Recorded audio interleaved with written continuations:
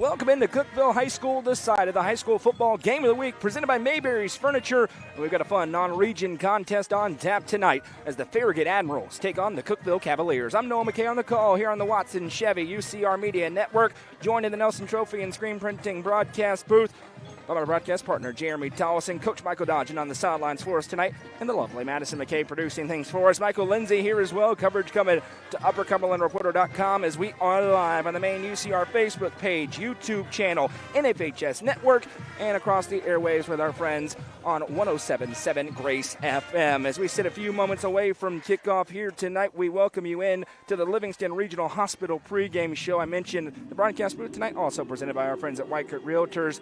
Jeremy, a non-region game tonight. Two teams way below 500. Farragut at 2-5, Cookeville at 1-6, but two teams both with aspirations of getting into the playoffs, and if they want to do that, they're trying to get it rolling here tonight. Yeah, I agree with you, and again, on the stat sheet, this game isn't going to matter to either team.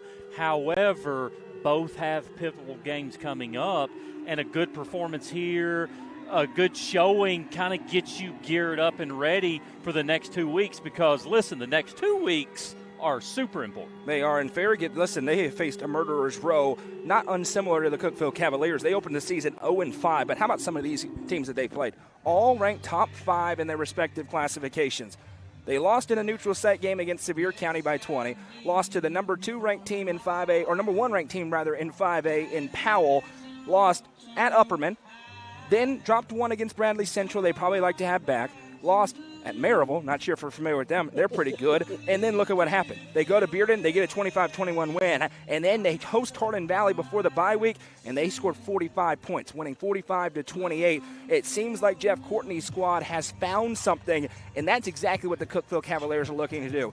Call a spade a spade. It's been a very disappointing season so far for Taylor Hennigan in his 4th season. They faced a tough schedule, but they've also dropped some they feel like they should have won. Mainly that first game of the season. Here at home against Siegel, they fall 15-12. Then they lose at FRA. No shame in that. They never want to lose to White County, their biggest rival down Highway 111, 21-7. Gallatin, 47-24. Then they routed Wilson Central. Had a lead by 9 in the second half on Green Hill, end up losing 35-20 rather, and then Maryville did what Maryville does and knocked them off 35-0. For Cookeville, Jeremy, it's about playing 4 complete quarters of football. They have not done that outside of the Wilson Central game this season. Yeah, I agree, and another way I look at it as well is, Coach Hennigan is trying to build a program here, and this is one of those, what I like to refer to as a 50-50 game. And to be the program you want, you have to figure out ways to win 50-50 games. You have to win games you're supposed to win, and you've got to be competitive with people that are on paper a little better than you are. 50-50 game tonight that the Cavaliers have got to figure out something, to make some plays, and they've got to figure – I don't care if it's 1 point or 30 points. They got to find a way to win this football game tonight. Farragut won the toss, elected to receive. Coach Michael Dodgen's on the sideline tonight for us, and he caught up with both head coaches in this game, Jeff Courtney and Taylor Hennigan with the keys to the game. Coach, what do they have to say? Kind of ironic, Noah, both coaches said the same thing. Take care of the football, don't play behind the sticks, and score 1 more point than the other team does. It is very simple, but it's true, guys. 2 teams trying to get it rolling, 2-5, 1-6. You got to get back to basics. You got to do the fundamentals well, and that's the point of emphasis for both these teams. For the Cookeville Cavaliers, this game tonight, then on the road for their final 2. At Mount Juliet, just got their starting quarterback back. They had to run their Wayne T early in the season. They're not doing that anymore. And then at what is currently undefeated Lebanon, they got a big one in this region, Region 4-6A tonight, as they take on their rival in Green Hill. We'll keep you updated on that matchup as we move through the evening. But for the Cavs, it starts with tonight, a 3-game sprint to the finish. They got to find a way to win a football game, Jeremy. Yeah, I agree. And listen, this is my alma mater. I love the Cookeville Cavaliers, okay? This is my team. I love them, but they got to figure it out. They got to figure it out. The momentum they've had the last couple of years, it seems like some wheels have fallen off a little bit unexpectedly this year. Just like you mentioned early, is they expected to be in a lot better shape at this point in the season than they are. But all you can do is today forward. One of 2 games tonight across the Watson Chevy UCR Media Network as fall break continues, and we'll have a full slate next week. But tonight, Macon County trying to get it rolling. Speaking of looking to bounce back there at Barron County, Kentucky just kicked off over on UCR2. Jacob Vincent, Tim Case with all the action there from Kentucky. Meanwhile, here at Cookeville in the Navy jerseys and pants, white numbers and letters outlined in red trim. Farragut in the road, white uniforms, gray pants, blue numbers and letters with gray trim, and that what is just eerily similar to the Dallas Cowboys star on the side of the helmet. You know how great our job is? Was it 2 weeks ago we get a call with Tim Case, a legend in Macon County, and last week Craig Cantrell was from Livingston. And tonight, Michael Dodge. Well, it's a big downgrade, but I'm just saying. Easy there. Easy oh, there. He heard me. Never mind. I apologize. A note of interest, Farragut's playing probably without their best player tonight, number 2, who injured himself over fall break. That's Johnny Jacobs, especially on defense, a key member of this team. That is a booming kick for Ryan McHugh into the end zone for an automatic touchback. And pardon me, that is certainly not Ryan McHugh. I apologize for the Cookeville Cavaliers. Their kicker has been having a great year as Gavin Lentz as he puts that into the end zone. 1st and 10 for the Admirals offense. They're led by quarterback Corbin Hobson, the junior. He's completing 56% or 58% of his passes, 5 touchdowns, 4 picks. But they have found something, and it's with a freshman, Nathan Jacobs, number 14. Did not play a ton early, has played a ton recently. 4.1 yards per carry, but has 344 yards, and a lot of that has come in the past few weeks. You're going to see a pistol offense for Farragut as they work left to right. If you're listening on 107.7, we welcome you in as well. First play from scrimmage from the 20-yard line, 4 down front for the Cavaliers. Motions the back out of the backfield, turn and throw to him. He makes the catch and will be cut down as he crosses the line of scrimmage. Nothing doing there as Evan Banks, the linebacker, shoots through and makes the tackle. A gain of a couple as he found Carter Collier out of the backfield. What I like to see there, Banks with a great tackle, but 4 Cavaliers around the football on that play. Good pursuit on that play. Cookeville's been really good in first halves of the season, tied with FRA. They've been tied or down a score in every game this season besides Maryville. It's been the second half that's given them problems. They're trying to put those two halves together as the snap is taken for Hobson. Fires the quick hitter. Receiver has to leap up, does make the catch, and then will be dropped there as he finds his man on the outside. There was a quick hitter as he finds John Haskins. He's a senior wide receiver, and an early 3rd and 3 upcoming here for the Admirals.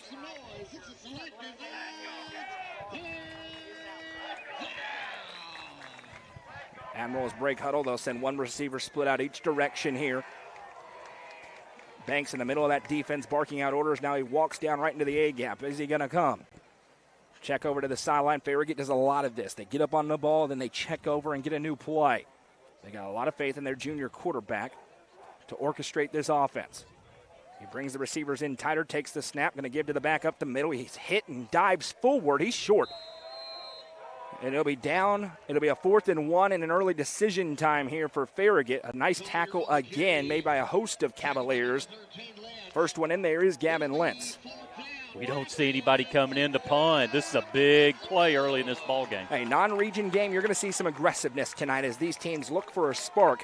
They will break the huddle on 4th down and a yard. And 2 desperate teams. Exactly right. 2 receivers out to the left. Hobson going to be in the pistol set. Back Collier behind him. Cookeville shows pressure. They clap and check.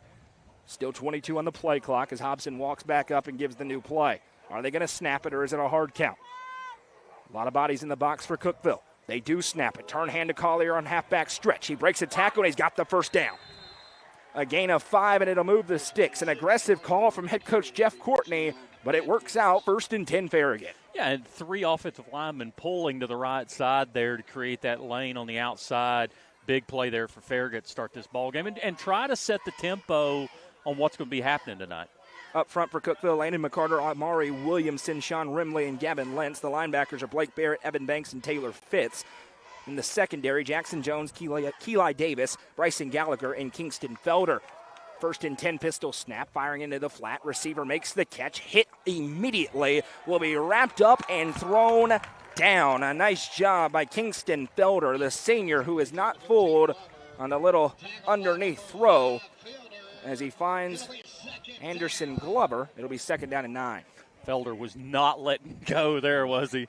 Great open field tackle. 2nd and 9 from the 35, and this is how both these offenses go. It is methodical when they score. It is 8, 10, 12 plays typically not super explosive, but one play could change that, as we know. Snap taking, going to hand it the back, a lot of speed as he breaks through a hole and dives forward past the 45-yard line. It'll move the sticks on a Farragut first down. Gain of 10 as they find Charlie Noble, the senior, averaging 4.4 yards per carry, which actually leads the team in that department. It's 1st and 10 upcoming for Farragut at the 45. Good play design there by Farragut to stretch the Cookeville defense out with trips on the right-hand side and just busts right up the gut. And I told people before, I will never be unbiased when this young man hits the field. The freshman corner, Isaac Andrews, number 18 on the field. I've coached him for a lot of years. Really good friends with his family. He's a great young man, and he's worked his way into the rotation. High snap here for Hobson. We've got a flag, and I think this is early movement against Farragut. It'll back him up 5 yards, and I do bring him up. This is going a very impressive freshman class. Cookeville thinks they could be one of the best classes in school history. Andrews, one of them. Of course, Reese Wallace. Absolutely. Another big name. There are a lot of others. Davin Morton already in the lineup for this Cookeville team. They are very high on their freshmen. And at 1-6, a lot of them are starting to work their way into the rotation on Friday nights. I've got my Avery Trace football hat on. A bunch of those freshmen came from Avery Trace, a really good team there at Avery Trace last year. 1st and 15 here after the false start penalty on Farragut, which may have been a good thing for him because that play was going nowhere. Corbin Hobson sends the running back out wide, going to fire the screen left. Receiver makes the catch. He has the penalty yardage back plus a couple as Max Garfield, the senior, gets about 8, 2nd and 7. Farragut does a really good job of spreading the field out, working on both sidelines, working up the middle, just trying to keep this Cookeville defense guessing what thirds this is going to. Trips to the right, one to the left here for Hobson. As he surveys the field. Now he has the snap. Play fake, fires, receivers wide open, jumps up and makes the catch. He finds his tight end, Aaron Heatherly, his second favorite target. Busted coverage. Farragut going quickly to the 31-yard line. At 6'3", that's a big target to throw the football to. They move it quickly here. Back on the ball. Pistol snap and a very low throw. That's what Hobson will want to have back. Incomplete. 2nd and 10 upcoming. And really important point of emphasis, and you kind of heard it from Coach Dodge in pregame. These two coaches know they have to bow up in this high red zone area and get off the field. Both teams have really good field goal kickers, and what could be a tight game, that could be very important. Quarterback rushed that throw a little bit. I know that was play design, but he just didn't have his timing down to hit that play. 2 to the right, 1 to the left. They'll motion Heatherly across the line. 2nd and 10 here for Farragut. Moving it on the opening drive of the game. Handoff left side, Noble. Big block to run through, and there he goes. Noble to the 20, 15, wrapped up and brought down from behind. A touchdown-saving tackle by Hunt Reese. But the Admirals offense turning the clock, turning yards. They're all the way down to the Cavalier 11. It's really tough on these subs. Does Cookeville have 11 back on defense? Yeah, they're going really quickly. Farragut likes something as they're right back on the ball. Snap taken, 4 receivers set, fires the quick hitter, makes the catch this time. And clearly, as he finds Garfield, they want to get on the ball, and they're firing that quick hitch. Seen it a couple times already on this drive. Absolutely, and Cookeville subbing 6 in and 6 out. You know, Farragut may catch them with too many on the field. 7:09 to go here as it's 2nd and 5 upcoming. Farragut inside the 10. We've seen them this season get in the Maryland eye when they get into the red zone. Not doing that yet. They'll stay in the pistol. Snap taken. Hobson turns, hands off again. Noble around the left side. Breaks the tackle, dives forward towards the goal line, and he is not in. They'll say down at the 1-yard line. It will be a first down, 1st and goal here for the Admirals. And it's inside the 1. And right now, the left side of the offensive line for Farragut is dominating the right side of Cookeville's defensive line. Noble is 5'7", and he looks smaller, but he makes up for it in speed. Here you go, that jumbo package for Farragut. They'll turn and hand off over the right tackle, pushing forward, now backwards. I don't think he got there. He didn't. The Cavalier front stands tall that time. Throws the Admiral running back backwards as they went to big number 14. Pardon me, that was Noble again, 24. Taylor Fitz in there defensively. Maybe he lost a few inches on that one. As an official, it is so hard to spot the ball straight up the middle of the goal line. It's tough. And you don't have the luxury of instant replay. Now the quarterback sneak for Hobson. It's the tush push. They push him forward. Flag is down, though.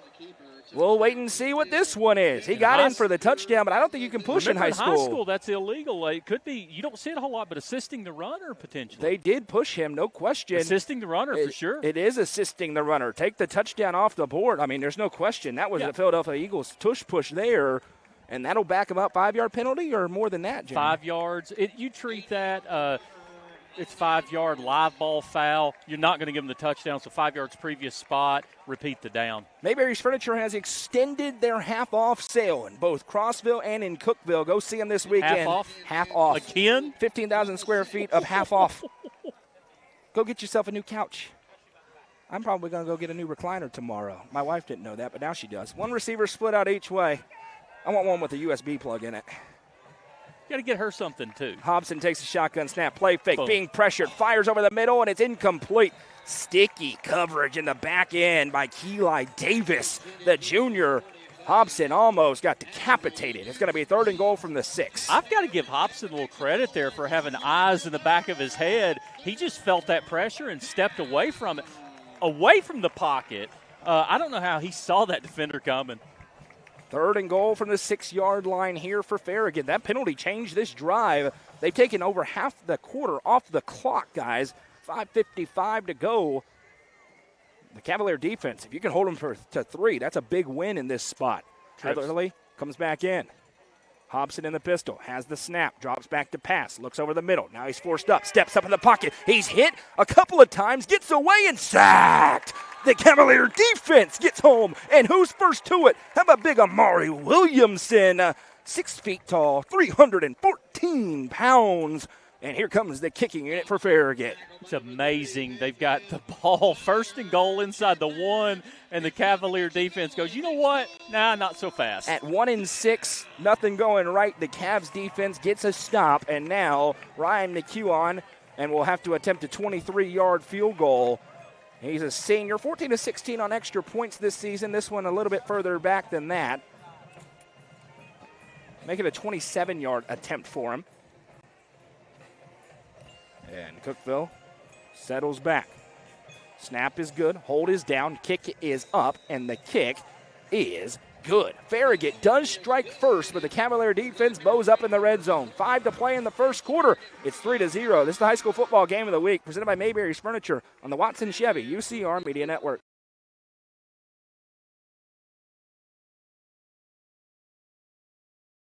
Mayberry's Furniture has been family-owned and operated since 1946 and is now serving the Upper Cumberland with locations in both Crossville and Cookeville, offering the largest array of solid wood furniture and mattresses in the area. They also provide a best price guarantee and in-house service and delivery. Stop into their 15,000 square foot showroom at 1020 South Willow Avenue in Cookeville to see their selection of Amish solid wood, flex steel, Tempur-Pedic, Sealy Posturepedic, and much more today. Mayberry's Furniture is proud to be the presenting sponsor of the high school football game of the week on the UCR Media Network.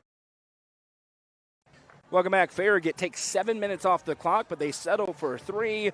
Ryan McHugh with the kick. Coach Dodge, an interesting note on him. The only 2 field goals that he's missed all year were at Upperman, and it's the first time in his career that he's kicked on natural grass. 6A teams, they don't kick on a lot of natural grass, especially out in the Knoxville area. Yeah, thanks to Pilot. There's no grass in Knox County. Kicking it on here for Farragut. That is a win for the Cavalier defense. I agree with you. They bend, but they don't break. And we will see Easton Davidson, who's looking to get it rolling. Just a junior, shown flashes this year, looking for some consistency. But he needs the playmakers around him to step up. And he needs that huge offensive line to step up here tonight. A big right-footed kick into this one, angling towards the goal line, and it goes into the end zone for a touchback. 2 big leg kickers in this one. It'll be 1st and 10 for the Cavalier offense, and it has not been a great year offensively, scoring just 16 points per game, 271 yards. They are balanced, 149 rushing yards per game, 122 passing yards per game. But through 7 games, just 15 touchdowns. They've only sniffed the 30s once. It was in that win over Wilson Central. They have an opening tonight, though, Jeremy. Farragut defensively allowing 30 points per game. Cookeville trying to capitalize on that. Now, they're averaging 30 points a game allowed against Upperman, Marable, Sevier County. Against the Tennessee Titans schedule. Some of those teams would beat the Titans, unfortunately. Trips to the left, one to the right. They don't have a coach anymore. Davidson takes the snap, going to turn and hand over the right side. Big holder run through and pinballing forward to the 25-yard line.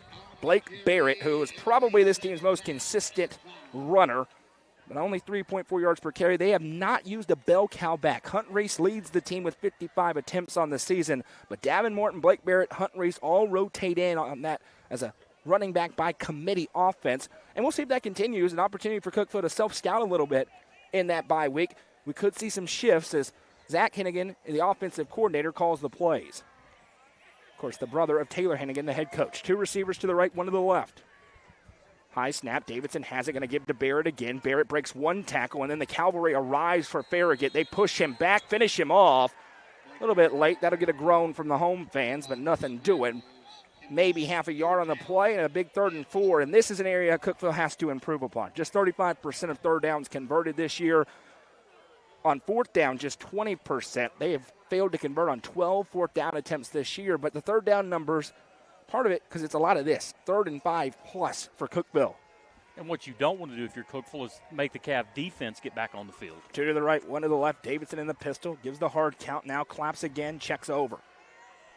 17 on the play clock as the Farragut band, which has made the trip, begins to rock. There's some students over there as well. Davidson has the snap. Going to turn in hand again. Barrett puts a foot in the ground, pushing forward. Big pile up here. And this is going to be short as well as it's still moving. And finally, they'll blow it dead. Deja vu. Farragut went for it on their own 29-yard line. Got it. Will Cookeville go for it on their own 29-yard line? Looks like they will. 4th and a yard here for the Cavalier offense. Easton Davidson staying on the field. We near 3 minutes to play, and we are zipping along in this opening quarter. Apologies to our friends back in the station that we haven't got to many commercial breaks. We haven't had many opportunities yet. We'll try to even up that count as we move forward. I think Cookeville's going to try to get 5 free wins first, but if not, look for something just straight up the gut. 2 to the left, 1 to the right for Davidson in the pistol. He does give the hard count. And how about this? A 4-4 front for the Farragut Admirals. You don't see this very often. And early movement everywhere on the right side of the offensive line for Cookeville. That'll back them up 5 yards, and that's going to force a change of attack as they'll be forced to punt it away. Yeah, and I mentioned 5 free wins. They did not want that going the other direction.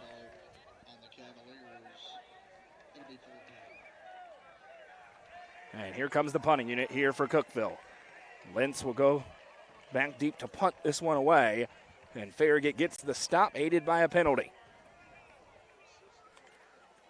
Going back to receive this punt is Anderson Glover. He's standing on his own 38-yard line. Any interesting games, feel free to give scores as we go, Jeremy. Obviously only 4 Upper Cumberland games tonight. As Lentz waits, has a waist-high snap, gets a booming kick away. This is a sensational punt. Still going back is Glover, all the way back to the 21-yard line, and he's hit there and taken down. The Cookeville special teams flip the field. Evan Cox, the junior, back with the tackle. And it just a sensational punt. That was back on the 23-yard line. That is a 56-yard boot for Lentz, and it was the quick drop, put the right leg into it. 1st and 10 Farragut. The only score that just kind of jumps off the page to me right now, almost halftime, Jefferson County 7, Powell nothing. Of course, Madison's uncle, Spencer Riley, Tennessee legend, head go. coach. Science Hill was ahead of Maryville early, too. Wow. Trips to the right, 1 to the left. 1st and 10 snap. Handoff buried. Taken down immediately. Cavaliers not fooled off the edge. Landon McCarter. He's produced some games during girls basketball when his sister was on the girls basketball team in Gatlinburg. And there, he makes the tackle for loss on a loss of 4. Halftime, Maryville is up on Science Hill 14-10. Making a loss of 3 back to the 20-yard line. McCarter came unblocked off the edge and got through to make the stop. 3-0 Farragut. We go under 2 to play here in the first quarter. Second drive for them. Cookeville's run 3 offensive plays so far. Heatherly moves into the slot on the left side. Cookeville brings pressure as Hobson drops back to pass. Sets up, fires, receivers wide open. Makes the catch, Glover. Breaks a tackle, and Glover down to the 41-yard line. Gain of 21. Anderson Glover there against the cover 3. Nobody there for Cookeville And it'll move the chains. And again, after a big play, Farragut gets right back on the football here, working left to right. Trips to the left, one to the right, as Corbin Hobson starts to settle into that quarterback position tonight. Takes the snap, looks left, fires, incomplete. They've been going to that hitch over and over again. This time he was looking for Glover, who didn't get his head around in time, and it'll be 2nd and 10. A little bit overthrown, but I'll tell you, they are just keeping the Cookeville defense off balance, wondering which third of the field, whether they're going to go weak side, strong side, or down the middle. And here is an adjustment. Austin Hone checks in. He goes to the defensive tackle spot next to Amari Williamson. That is as big as it gets at any level of football. That's a Cincinnati commit next to a kid who could be another D1 player. They're usually on the left side of the offensive line. Here they're in the middle of the defensive line for Cookeville. Hobson takes the snap, looking left, fires it quickly. Receivers open and makes the catch. That is great timing as he finds Max Garfield. Pushed out of bounds. A little short. He is just short of the line in the game. Make it 3rd and 2 upcoming here for Farragut, but they got 2 downs to get it. Part of that's on the receiver for running backwards out of bounds. If he leans forward, could have had the first down there. 1:14 to go here in the first quarter. Farragut leads 3-0, and they're right before midfield on their second drive. 2 receivers way out right to the right. Hobson takes the snap, going to give to the back up the middle. Burst of speed, and he's got the first down. Charlie Noble, he has got some explosiveness as he takes off, and that will move the sticks. The Admiral's offense moving for the 2nd consecutive drive. He reminds me of like a Darren Sproles type running back. Is Darren Sproles is that an old reference now? Because I know exactly what you're talking about. That's right in my wheelhouse. Unfortunately, but it probably is an old reference. Probably 20-year-olds watching who aren't that familiar with They Darren Sproles. have no idea who Darren Sproles is. Snap taken, Hobson drops back to pass. Looking left, taking the shot deep downfield. Receivers there, and he makes the catch. A tremendous throw downfield, and Max Garfield, all he has to do is put his hands out, but there is a flag in the backfield, and it is against Farragut. Take a 40-yard pitch and catch off the board, and this is a huge break for Cookeville because that was picture perfect for the Admirals offense. It is a hold and backs them up 10 yards. Yeah, the Boo Birds from Knoxville are out on the opposite sideline. That was not bad coverage for Cookeville, and Hobson put it into a bucket just a dot. On the deep exactly. That is, like you said, he could not have walked down and handed him that ball any better. And to be honest, guys, the hold happened way after the ball was released. The offensive lineman just took the Cookeville defender down to the ground. A big mistake for Farragut as it sends trips to the right, one to the left. 1st and 20 now, and you can't do that for fall break ending. A lot of people's vacations are done. That's pink out night apparently, and the student section about half full. Not too bad for Cookeville, and the middle section's pretty full as well, which is a good showing from the community despite the record right now. Trips to the right, one to the left. Hobson takes the snap, drops back to pass. 5-step drop, fires the screen. Receivers open, in the back makes the catch. He gets back to the line of scrimmage before being wrestled down at the 44-yard line as he dumps it off to Carter Collier. They do not have to snap it again in this quarter. We'll see if they will with 20 seconds and counting to go. Again, I think the offensive coordinator at Farragut, the play caller, has done a magnificent job here in the first quarter. Yeah, they have mixed it up. That was a perfectly designed screen. 2nd down and 6. 7 on the game clock. I don't think they're going to snap this ball. Hobson gives a hard count a couple of times, and he will not snap it. There's the horn. End of 1 here in Cookeville. Farragut 3, Cavaliers 0. This is the high school football game of the week presented by Mayberry's Furniture on the Watson Chevy UCR Media Network. Modern Roofing Group is an Owens Corning preferred contractor, and they're proud to bring that reputation and recognition to the Upper Cumberland. Their customer service and craftsmanship are second to none. Get comfort that your roof will stand up to the storms by calling 931-400-8788 and get an estimate on a new roof today. That's 931-400-8788. 100% financing is available. Modern Roofing Group is proud to stand behind their work with a 10-year workmanship guarantee. The Crouch team with Islands Elite Real Estate proudly presents this 3-bed, 2-bathroom home within Sparta city limits. This home has hardwood flooring, a 1-car garage, and a screened-in deck. For more information, visit chadandamycrouch.com or call 931-979-1191. The Crouch team with Highlands Elite Real Estate is a proud sponsor of this broadcast on the UCR Media Network.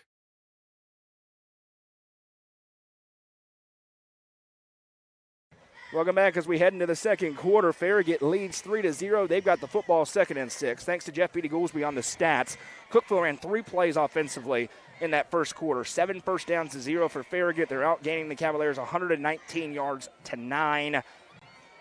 Corbin Hobson, 9 for 12 for 84 yards. Charlie Noble has 6 carries for 34 yards. And the Cookeville defense bend but didn't break in their first drive. They're trying to do the same here. 2nd and 6, pistol snap, dropping back to pass. Here comes the pressure. Hobson rolls to his right, sets up, fires deep downfield again. Looking for Garfield, incomplete, and there's the flag. Too much contact for Kingston Felder as he tried to work through Max Garfield.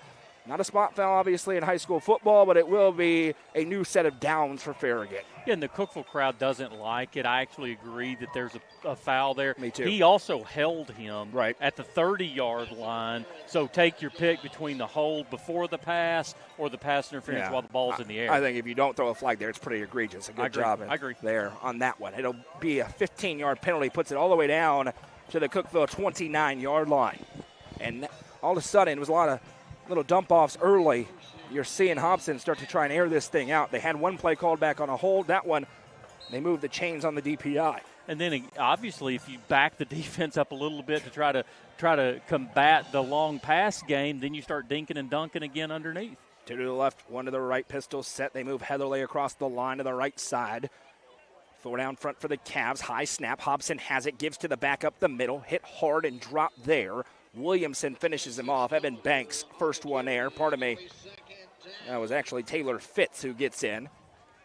About 3 yards or 2 yards make it. And Cookeville having to respect the good enough rushing ability of Corbin Hobson. He's only got 66 yards rushing on 33 attempts. A lot of those quarterback sneaks, but they have to keep somebody off the edge because he can pull it and go if he decides to keep it. It's allowing some running lanes. 2nd and 8, trips to the right, 1 to the left. Hobson. Now he'll move Heatherly again. Really a pro-style offense. Really a collegiate-style offense for Farragut. And we've got whistle and time.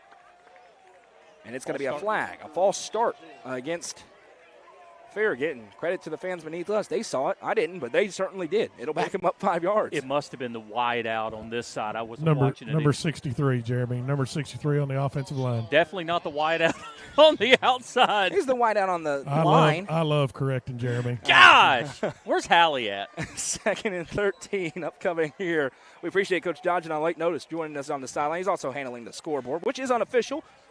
Sometimes the connection gets a little wonky. Hobson has time, fires left, receiver makes the catch again. Garfield, been his favorite target today, and that's one thing about this Farragut offense.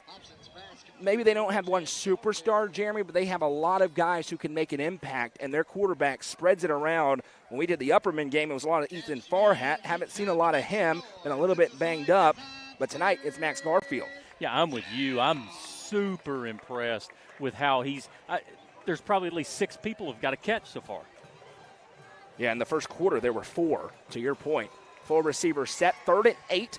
Kind of in no man's land here for Farragut. Probably got 2 downs to get it. The early movement again. This time we all saw it. It was Heatherly in the slot. That was 45 dodging if you were watching. That'll back him up 5 yards. You finally got one right. 50%. In 20 years, I finally got one right. We're 55 seconds in. Live on the main UCR Facebook page, YouTube channel, NFHS Network, Hub Plus, Roku app, across the airwaves on 107.7 Grace FM. We're in the Weichert Realtors and Nelson Trophy and Screen Printing broadcast booth. Happy to be along with you tonight on a perfect night for high school football. 60 degrees. Couldn't ask for anything better. 3-man rush here for Cookeville. Hobson steps up. He's being hit. He's being brought down. He's being sacked. 2nd sack of the game for the Cookeville Cavalier defense, and this time it's Landon McCarter, his 2nd tackle for a loss tonight. It's 4th and long, and they're going to try it. Here we go. How many 50-yard attempts do we get to call, Jeremy Tollison? A 50-yarder upcoming here for Ryan McHugh. He's got the leg.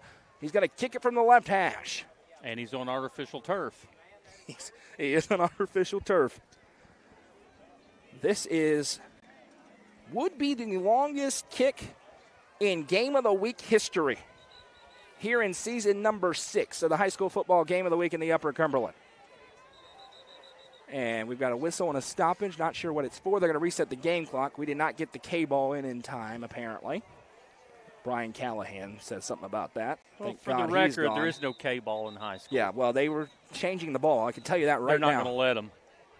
I'm telling you right now, they changed the ball and then they reset the play clock. I'm telling you, they're about to send the football back out. I just really wanted to talk about Brian Callahan. I'm just really glad he got fired this week. I don't take joy in people getting fired except that loser. Get on out of here. So if you could fix train horns, you'd be at 100%. That was a big step forward. You're exactly right. And then when Tennessee beats Alabama tomorrow, I think my world will be complete. I don't think Cookeville likes the fact that they have brought a ball in to kick. And I wouldn't either if I'm Taylor Hennigan. And they're going to leave it. There's a big difference in a good ball to kick and a good ball to throw. Gigantic difference. Huge difference. McHugh to kick this one from the left hash from 50 yards out. Snap, low, but the hold is good. The kick is up, and it is good. Ryan McHugh hammers it through from 50 yards out, and the senior kicker is 2 for 2 tonight. 10:13 to go in the first half. Farragut leads 6-0 in the high school football game of the week, presented by Mayberry's Furniture on the Watson Chevy UCR Media Network. The John Deere 5E is built for our way of life, and it's backed by Tri-Green Equipment's tried and true support. So stop by your local Tri-Green Equipment store to take advantage of financing as low as 0% APR this fall.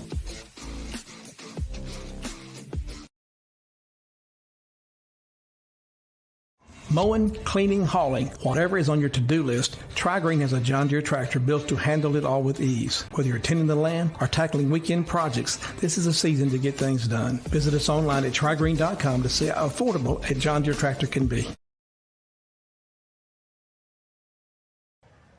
That's Jacob Vincent's favorite highlight of the year, the former kicker, as Ryan McHugh nails a 50-yarder from the left hash.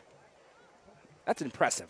I don't care what the ball was, if they got a new ball in or not, to nail a 50-yard attempt and go 2 for 2 tonight. We mentioned special teams can be a big difference. Cookeville's defense again holds up in the high red zone, but they need the offense to get rolling. Easton Davidson's been on the field for 2 minutes and 35 seconds so far. 9 yards of offense. 3 offensive plays and a punt. McHugh put the last one into the end zone for a touchback. Cavs hoping they get an opportunity at a return.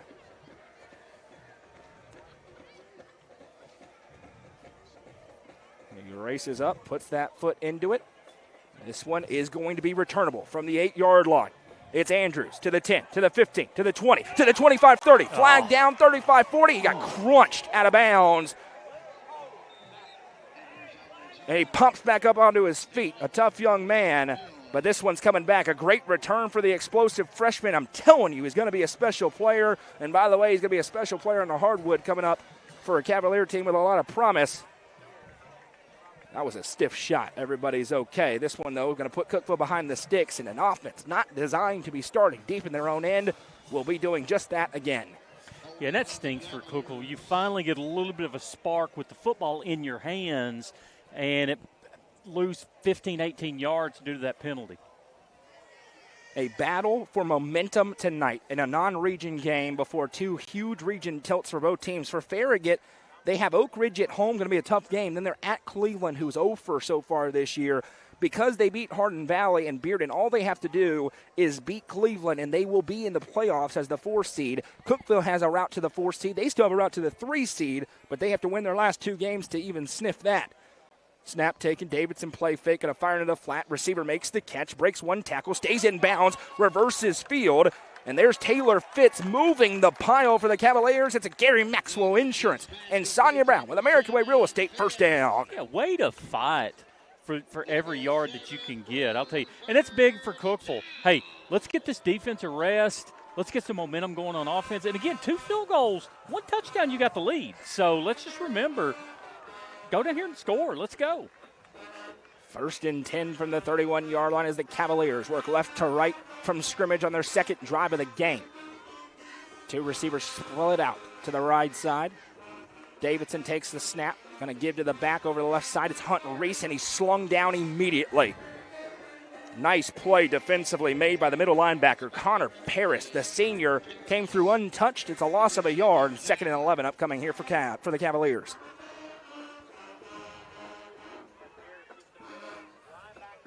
Second and 11 from the 30-yard line as Davidson comes over to the sideline, gets the play call from offensive coordinator Zach Hennigan.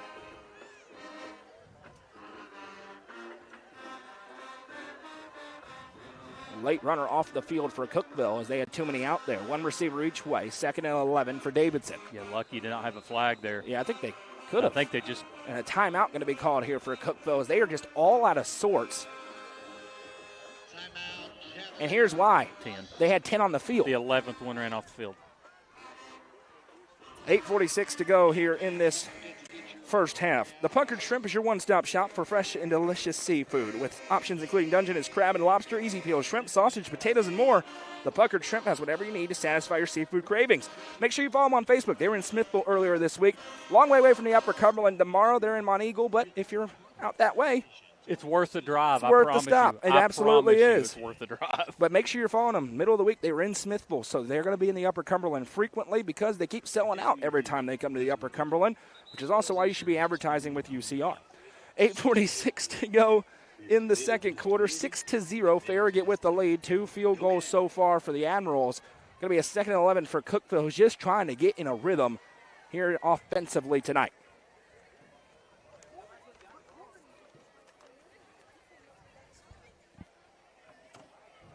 Cavaliers bring the huddle out. Easton Davidson has thrown one pass so far. It was completed into the first play of this drive for a first down. We'll see what they have drawn up here out of the timeout. 2 to the right, 1 to the left. Davidson in the gun.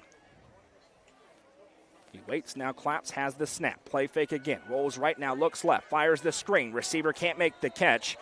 He was looking for Blake Barrett out of the backfield. There was really nowhere for him to run as Noah Haig was bearing down on him anyway.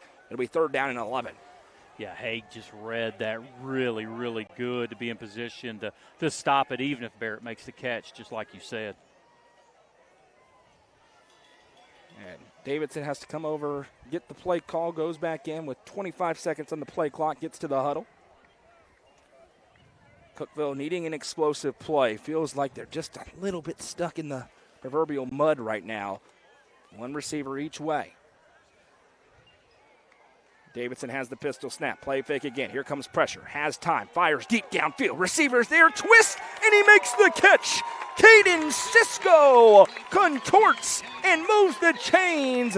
It's a gain of 30. And it's a big Gary Maxwell Insurance and Sonia Brown with American Way Real Estate first down. Yeah, and Farragut's lucky that we didn't have a flag for a hold during his route as well. I thought he got him in his cut as well. A big pitch and catch on 3rd and 11 from Easton Davidson. How about the offensive line? They picked up the blitz, took the shot, and they're looking for that connection to get rolling. Caden Cisco's explosive on the outside. Davidson takes the snap, gives to Barrett. Big hole over the left side. Barrett pinballs forward. He'll be crunched down. Gain of 6, and I'm certainly no football expert, Jeremy, but I see Austin Hone at 6'4", 263 going to Cincinnati. I see Amari Williamson at 6'3", 14. And as we say on the football show a lot, Cookeville probably should run left. They do there on a gain of 6. I'm telling you, that is some beef over there on the left-hand side. A couple of big old boys. And now 2nd down and 5 here for Cookeville as they're to the Farragut 34-yard line. Snap taken. Handoff this time around the left side. Twisting forward. A second effort for Evan Banks, who's the power back for this team. Depends on the spot, but it's close. Slightly short, but it's close. So just short by about a half yard, if even that, down to the 29-yard line. Cookeville moving for the first time today.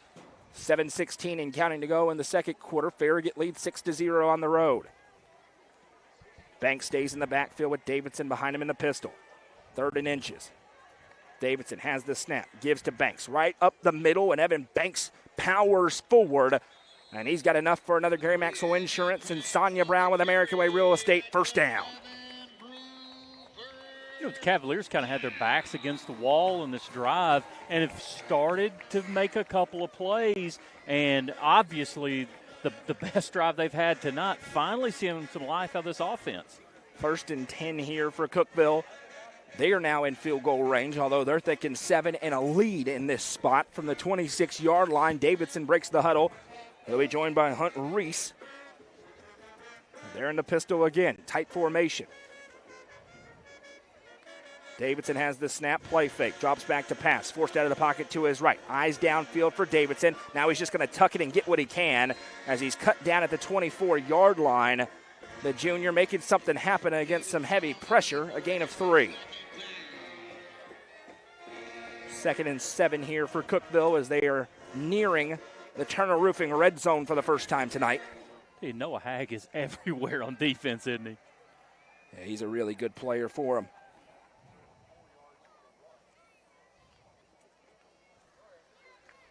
And I'll give him his credit. It's a tough name. Haig. I learned that one before the Upperman game. Noah Haig. I figured with a great first name like Noah, I got to learn his last name, you know? As the snap's taken, handoff right side. Hunt Reese again. He pinballs forward.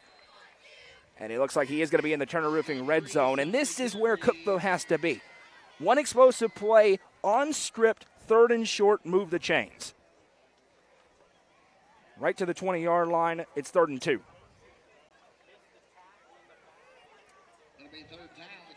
Going to run, we go to the left side, don't we, Noah?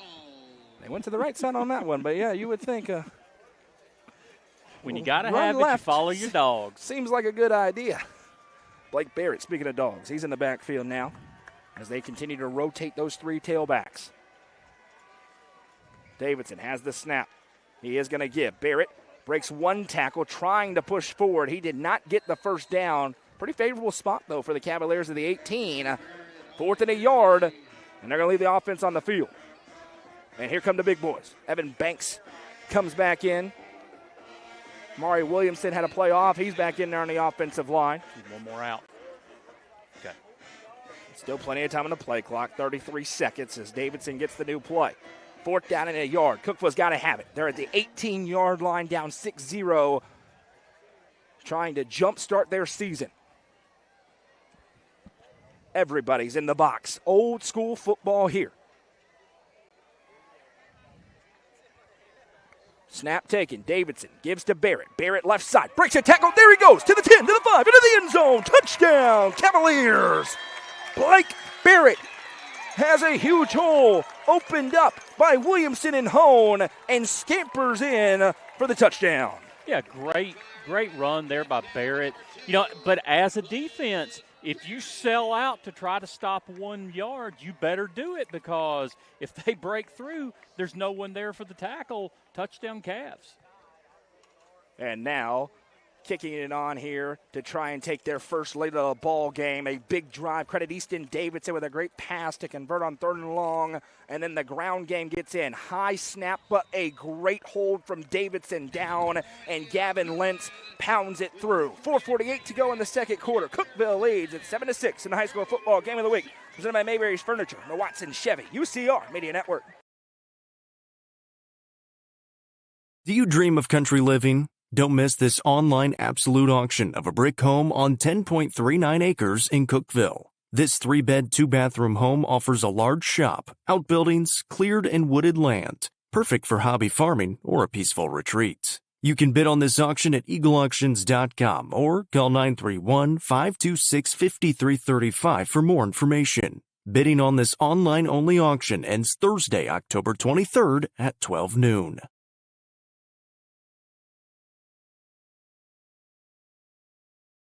Welcome back. The Cavaliers lead. Blake Barrett with a touchdown rush on 4th and 1. The offensive line for Cookeville opens up the hole, and Barrett does the rest. 7-6. We got a good one tonight. We figured it would be between 2 teams that have very much mirrored each other this season. Yeah, and Cookeville started the game a little sloppy. All's forgiven. It doesn't matter. Yeah, you're up 1. Let's finish this game.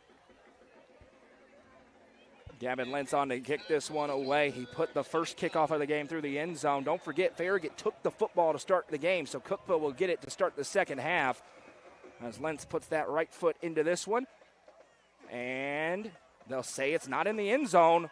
It definitely was, but they say it wasn't, and it's going to give some extra yards before that flag comes in, and Cookeville will end up benefiting from this, as it's going to start on, I believe this is a hold, which would block it back to about the 19-yard line. Yeah, from our angle, it looked like the ball may have been in the end zone. And remember, in high school football, if it breaks the plane, it's done. Whistle, dead ball, you can't return it out of the end zone. It is a hold, and it is against Farragut. So this is going to be right about where the touchback would have been, at about the 19-yard line. Farragut has 2 field goals on their 2 drives so far. Cookeville's red zone defense has been very good. The last kick for Ryan McHugh was from 50 yards out earlier in this quarter. Farragut took some deep shots in their last drive. Last couple times they've had the ball, let's look for that. First time we've seen the traditional trips.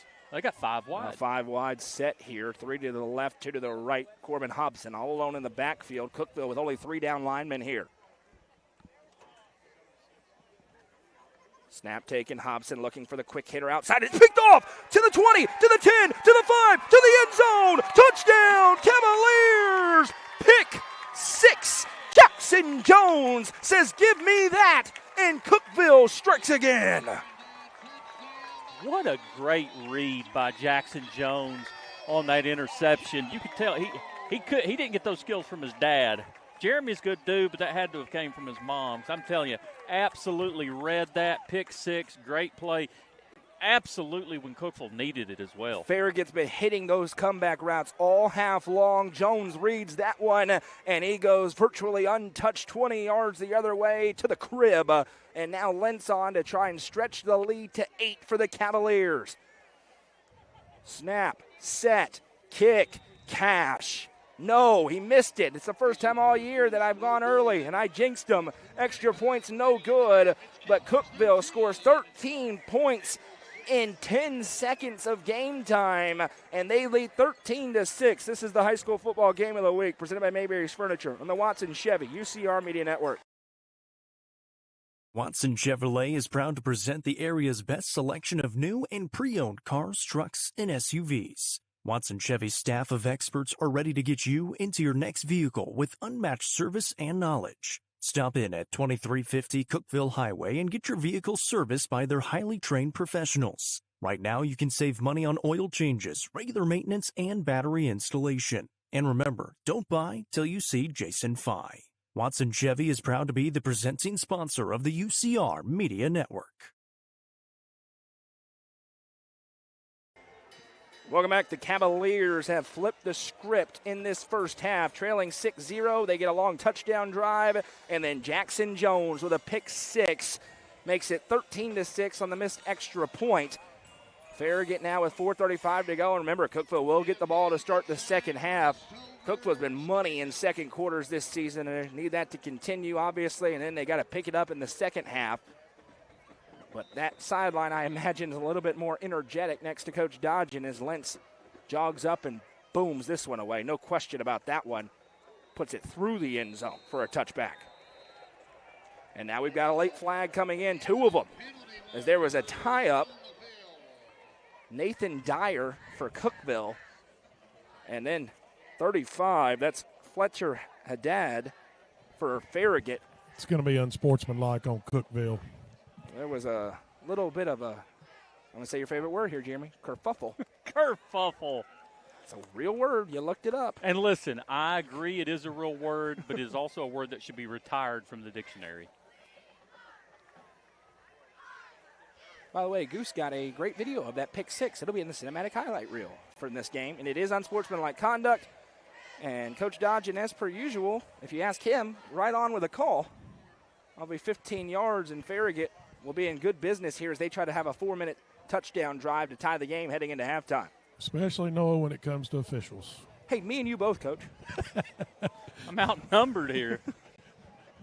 That's how it typically is for you on a Friday night or a Tuesday night. You're always outnumbered. The best part is, and he would never admit it, especially not on air, doing these games with me, he's realized that I'm actually more right than people think I am that are wearing the stripes. More, yeah, I agree. I agree.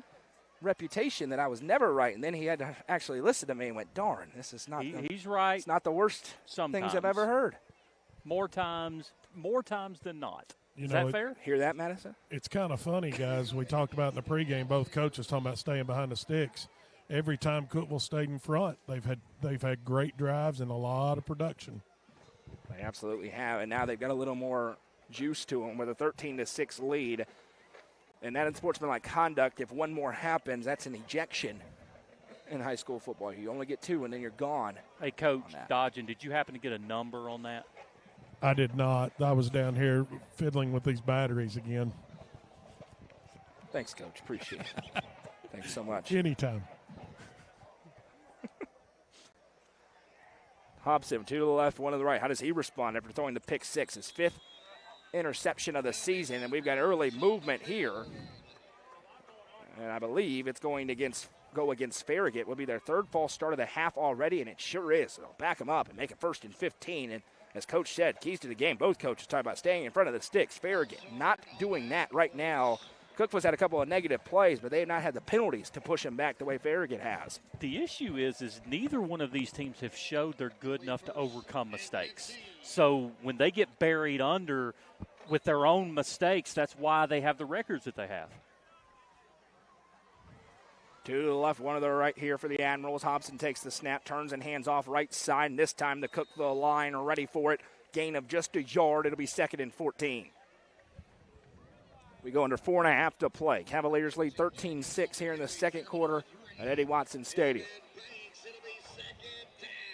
Good crowd on hand here for Cookeville, and they've had a show so far. Looking for 4 complete quarters of football and win number 2 of the season. Farragut's won 2 straight before they hit their bye week.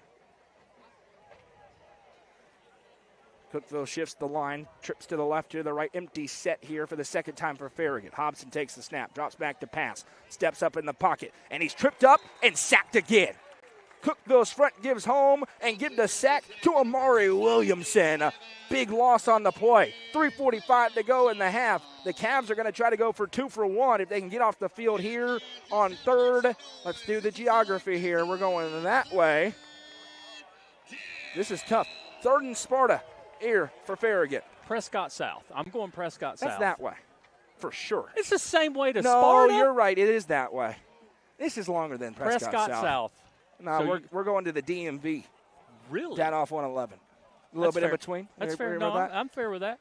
I'm good with that. 2 to the By left. the big oak tree. There you go. 2 to the left, 1 to the right. Snap taken. Dropping back to pass. Hobson being pressured again. Escapes to the right for now. Sets and fires. Deep downfield.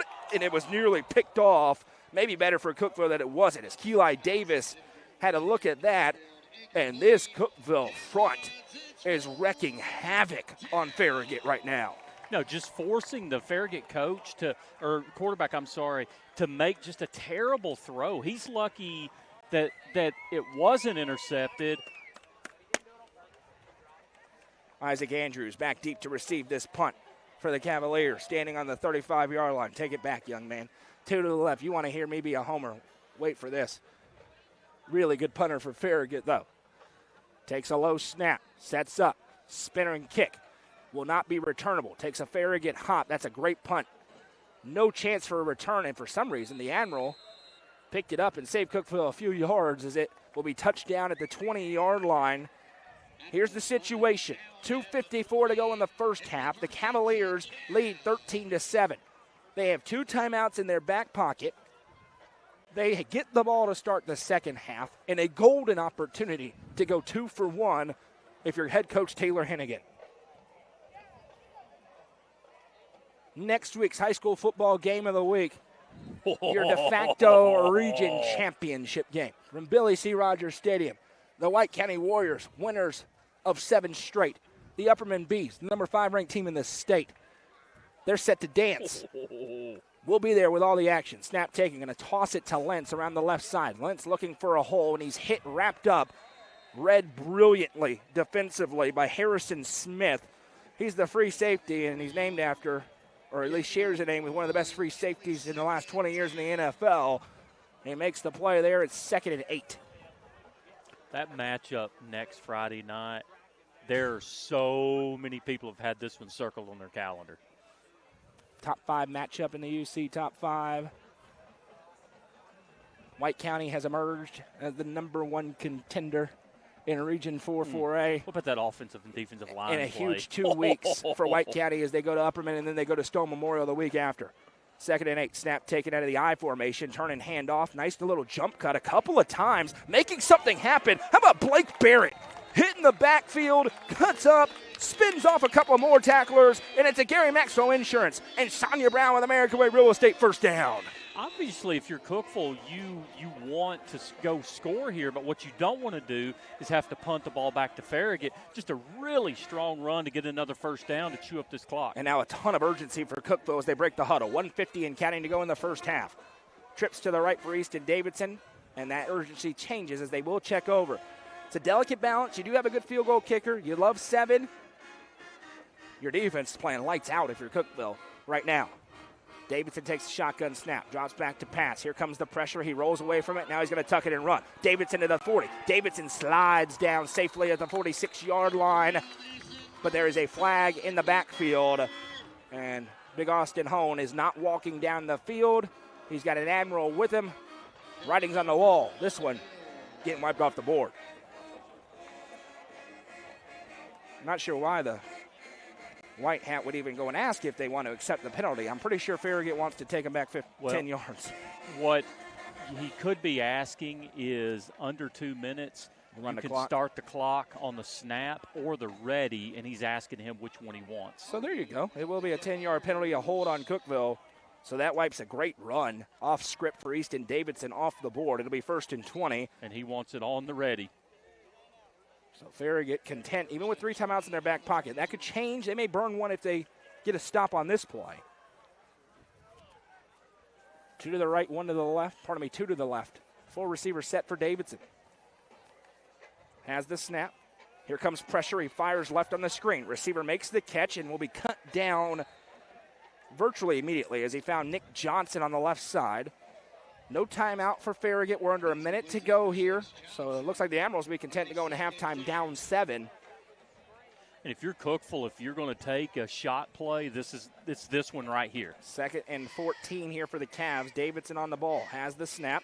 It is not a shot play. It's a handoff to Blake Barrett. Could work like a shot play as he jukes upfield and just tosses a defender off of him before being brought down. Is that Derrick Henry down there? My goodness. He put his hand on the helmet and said, "Get off me." It'll be 3rd down and 3, 24 seconds. Davidson trying to get him set up. An interesting back and forth here. Takes the snap, drops back, fires, pass too high. Looking for Johnson. And on 4th and 2, 15 seconds to go, there is no decision outside of a hard count for Cookeville. You'd be stunned if they wouldn't punt it away here, especially after seeing the leg that Ryan McHugh has on the other side, already hitting one from 50. If you go for it and don't get it, they're only a couple yards away from attempting another long field goal going into halftime. Yeah, no, I believe you're correct. There's no way they're running this play. They do break the huddle on a 4th and 2. Would be a stunner. We've been stunned by some decisions this year. Oh, my goodness. Timeout? A timeout was called by Farragut, and Cookeville had snapped the ball. 15 seconds to go. Go ahead, Coach. Somebody from Farragut must have seen up top. There was no one on the inside receiver, number 23 here for Cookeville. He was standing right here by himself with no defender anywhere near him. That was Jackson Jones. Already has 1 touchdown tonight. 4th down and a long 2 on their own 39-yard line. We were sure it was going to be a hard count. They snapped it. A timeout was called by Farragut. And the reason we're so stunned is if you don't get it, correct, you need 1 play and then a field goal for Farragut, and you steal all the momentum back that Cookeville's built in this 2nd quarter. I was checking to see if Derek Sambra was on the sideline. I was just double checking. A great game developing, and there are no train horns. It's just fantastic here. Isn't it funny how that works? Great crowd, and it's great. Everyone's having a good time. Good football game. Players are still playing hard. Did you get my picture I sent you? Sure that Larry did. Jones sent me? I appreciate that. Oh, yes, no train horns. 2 to the right, 1 to the left. 4th and 2. Offense staying out there for the Cavaliers. Davidson takes the snap. He's going to pooch punt it. He just sends this one a mile up into the air, takes the return off the board. Don't touch it. And now Cookeville will let it roll. Don't touch it at all. And they will not touch it. And it rolls to a stop with 2 seconds on the clock. So a well-executed drop kick for Easton Davidson. This has been a really strong second quarter for the Cavaliers as their offense has roared to life. That time they got put behind the sticks, didn't want to make a big mistake, so they kept it conservative. At the Happy Hiller halftime show, we'll take a look around the state. Less games. Gives us more time to talk about teams like Chucky Doak on the Turner Roofing scoreboard. Coach Did they Dodgen, play tonight? We're going to find out. Coach Dodgen will get a key from Coach Hennigan either on his way out or on his way in, but you'll hear what the head coach for Cookeville is thinking. And now everybody for Cookeville is going back to the goal line, protecting a potential Hail Mary here. There are 5 DBs standing on the goal line. This is going to give an opportunity for some stats, if nothing else, for Farragut here. They've got 2 receivers to the left, 1 to the right. Hobson takes the snap, fires it. Receiver makes the catch to the 40. He's cut down. No stats. Taylor Fitz with the tackle with a gain of 8, and the buzzer sounds at the end of a good second quarter for the Cookeville Cavaliers. 13-6 the lead for them. And I believe we are going to try to be joined by Taylor Hennigan here on the way into the halftime locker room. He's got to be pleased, but knows the importance here of this second half upcoming. And as soon as we get the ready-to-go sign from Coach Dodgen, we'll send it right down to him. All right, Coach, take it away. Got Coach here. Coach Hennigan, your defense did a great job for you there in the first half, especially down on the goal line. Kind of set the tone for you there a little bit. Talk about that defensive stop. Yeah, good. I mean, bend but don't break. Got lucky with the penalty, but it's good to get off the field with field goal. Field goal tries over touchdowns. That's important. We had 2 bad penalties there late in the game or late in the half that hurt us, but overall, pretty good, solid by our defense. Coach, you talked about in the pregame defensive stops. You got an interception for a pick 6 there. That's a big play that turned the momentum right there for your football team. Yeah, try to emphasize taking the ball away. We've had some success, but a little bit inconsistent throughout the season. So trying to attack the ball. Proud. Jackson made a great play on it.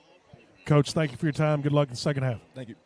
We appreciate Taylor Hennigan joining head coach Michael Dodgen. When we come back, we'll have the Happy Hiller halftime show. Much more to come as the Cavaliers lead 13-6 in the high school football game of the week, presented by Mayberry's Furniture and the Watson Chevy UCR Media Network. Tee-Up is the Upper Cumberland's best indoor golfing experience. With 3 state-of-the-art golf simulators, you can work on some of the world's best courses, all in the comfort of their climate-controlled facility. Want to know where you can improve? See everything from club speed to spin rate in seconds. They also have plenty of other games to enjoy time with friends. Conveniently located at 141 4th Street in Baxter. Stop in. Visit them online at teeupgolfclub.com or call them at 931-559-GOLF to reserve your simulator today. Tee-Up is proud to support this broadcast on the UCR Media Network. The Quality Family, a local company supporting and caring for our local communities. The Quality Family offers services to get you back to the game. From bracing to oxygen and everything in between, we can meet your medical equipment needs with Buckeye Home Medical Equipment. If you have an in-home need for strength and conditioning, for example after a surgery or injury, Quality Home Health is available to provide individualized care while you are on the mend. For those with end-of-life diseases, Quality Hospice is available to provide nurturing care during those difficult times. Choose the Quality Family of Services for care within your community. Visit thequalityfamily.com to navigate all we have to offer you. Legacy House is right here in the heart of Smithville. It's more than a boutique, it's a family story woven into every thread. I'm Amy Allen and I started this place with my 3 beautiful daughters. We offer timeless pieces that feel both classic and bold. From rich textured clothing to one-of-a-kind accessories. This shop has a perfect mix of heritage with a modern edge. So come on down, you'll find more than just fashion. You'll find a place where legacy and style meet. Located at 104 West Walnut Street in Smithville, stop by and see their selection Tuesday through Saturday. Legacy House is proud to be an all-inclusive sponsor of UCR. Livingston Regional Hospital is Livingston's hometown hospital. Located at 315 Oak Street, Livingston Regional Hospital provides compassionate quality care for all patients from local people you can trust so you can count on them to treat you like family. Their excellent staff offers years of experience and training to meet the needs of all patients. They understand the importance of providing care in a professional and comforting manner. They're proud to partner with Livingston Academy Athletics through the LRH Sports Medicine team. Livingston Regional Hospital is a proud sponsor of this broadcast on the UCR Media Network. Nelson Trophy and Screen Printing is proud to support student athletes and athletic departments throughout the Upper Cumberland. They are also proud to sponsor Nelson Trophy and Screen Printing's Player of the Game on this broadcast. From trophies to t-shirts, they can do it all. Be sure to stop by and see them at 120 Circle Drive in Allgood or give them a call at 931-537-9559. Nelson Trophy and Screen Printing, proud sponsor of this broadcast on the UCR Media Network. Are you looking for the best dining experience in the Upper Cumberland? Visit Fire and Vine in Cookeville's historic west side. Fire and Vine offers great service and a unique menu, including mouth-watering deep dish pizza, delectable beef, chicken, fish, and more. Take in stunning views from the rooftop while enjoying your meal. Come and experience the charm and flavor of Fire and Vine, your new favorite spot for a memorable dining experience. Fire and Vine is a proud sponsor of this broadcast on the UCR Media Network. Turf Masters Landscape Management has been serving the Upper Cumberland since 1996. They offer a variety of services, including lawn maintenance, landscape design and installation, landscape lighting, irrigation systems, and more. For more information, contact Matt Wilson at 931-261-1587 today. Turf Masters Landscape Management is a proud sponsor of this broadcast on the UCR Media Network. The Real Estate Collective is a team of experienced, licensed real estate agents serving the entire Upper Cumberland region. Whether you are looking to buy or sell, the RICO team is ready to serve you. With a focus on people over profits, you can rest assured the Real Estate Collective can help make your real estate dreams a reality. Call 931-559-9500 for more information or see their current listings at letsgorico.com. The Real Estate Collective is proud to support student athletes in our area and this broadcast on the UCR Media Network. Looking for weekend lunch and dinner plans? Since 1971, Nick's Restaurant has been locally owned and operated. From mouth-watering prime rib to delectable ice cream pie, Nick's has it all.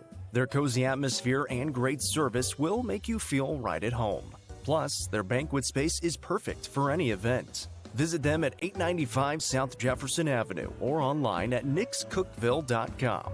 Nick's Restaurant is a proud sponsor of this broadcast on the UCR Media Network.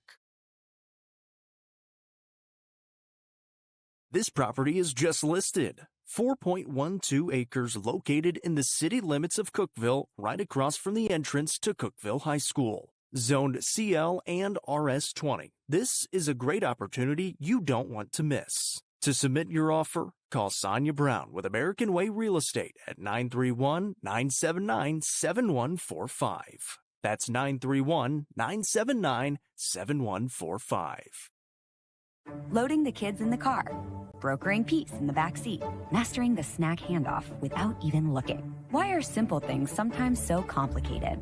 Thankfully, with auto owners, insurance doesn't have to be one of them. We work with independent agents who keep insurance simple, so you can worry about more important things, like figuring out what's growing in that cup holder. That's simple human sense. Visit swallowsinsurance.com or call us today, 931-526-4025. Protecting your future. It's what we do. Mayberry's Furniture has been family-owned and operated since 1946 and is now serving the Upper Cumberland with locations in both Crossville and Cookeville, offering the largest array of solid wood furniture and mattresses in the area. They also provide a best price guarantee and in-house service and delivery. Stop into their 15,000 square foot showroom at 1020 South Willow Avenue in Cookeville to see their selection of Amish solid wood, flex steel, Tempur-Pedic, Sealy Posturepedic, and much more today. Mayberry's Furniture is proud to be the presenting sponsor of the high school football game of the week on the UC. Modern Roofing Group is an Owens Corning preferred contractor, and they're proud to bring that reputation and recognition to the Upper Cumberland. Their customer service and craftsmanship are second to none.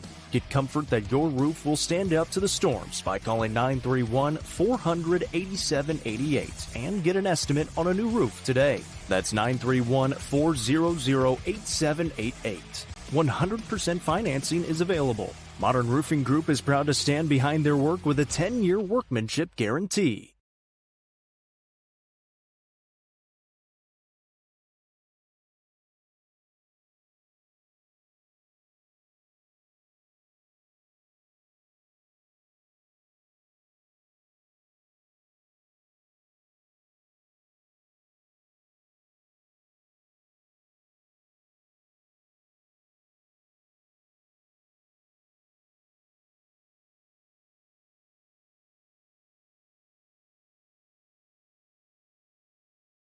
Welcome back. It's time for the Happy Hiller halftime show. Visit happyhiller.com to see how our friends at Hiller can help solve your plumbing, heating, cooling, and electrical problems today. It's happyhiller.com. At the break, Cookeville leads 13-6. A back-and-forth first half. We have first-half stats. We'll get to that after we take a look around the state. It's time for the Turner Roofing scoreboard. And, Jeremy, a lot of teams off tonight, but we got a good amount of games, and there's some big games happening around the state. Absolutely. Some fun games. You know, Macon County's up 22-14 over Barron County, Kentucky. This one's got a little Cookeville flair to it. Pure Academy's losing to Winona. No, hold on, that's Mississippi. I thought it was – there's a Winona motel over here next to the interstate, and I thought they might have got a team together. I read that wrong. I apologize. Unicoi County 42-14 over Claiborne. Pigeon Forge over Cott County, 46-27.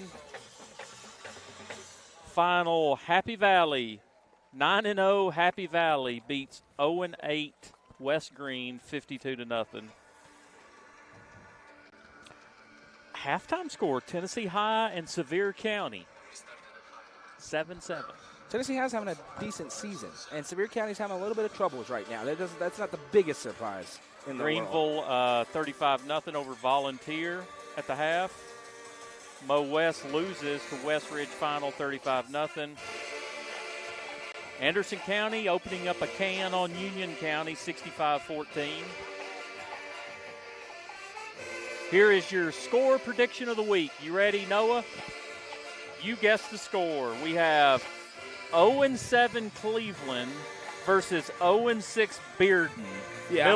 Middle of the third quarter. I'm going Bearden, 28-7. Can I guess? Go ahead. Of course. Cleveland, 21-6. Well, Mr. Dodgen is much closer, and he's been pretty good tonight. He's like 3 for 3. He is. It is 28-3 Cleveland. Alcoa 47, Heritage 0. Maryville decided to come alive, 28-10 over Science Hill. Oak Ridge 21-10 over Hardin Valley. Powell and Jefferson County still 10-7 at the half. Cofield 55-0 over Wartburg. That's a final. I think that's my favorite way you pronounce a team. Which one? Cofield. That's how you say it, No brother. L. I love it. No, it's great. Cofield. Cofield. There's no L in Cofield. C-O Well, there's Field. the L at the end. C-O Field. There's only one L. C-O-F-E-E-L. Cofield. Absolutely. Absolutely. 7-0 Oakland. Up 49-0 at the half over 0-7 Laverne. Red Bank 14-3 over McMinn County. That will have some effect on who the local region plays in the first round. Yes, indeed.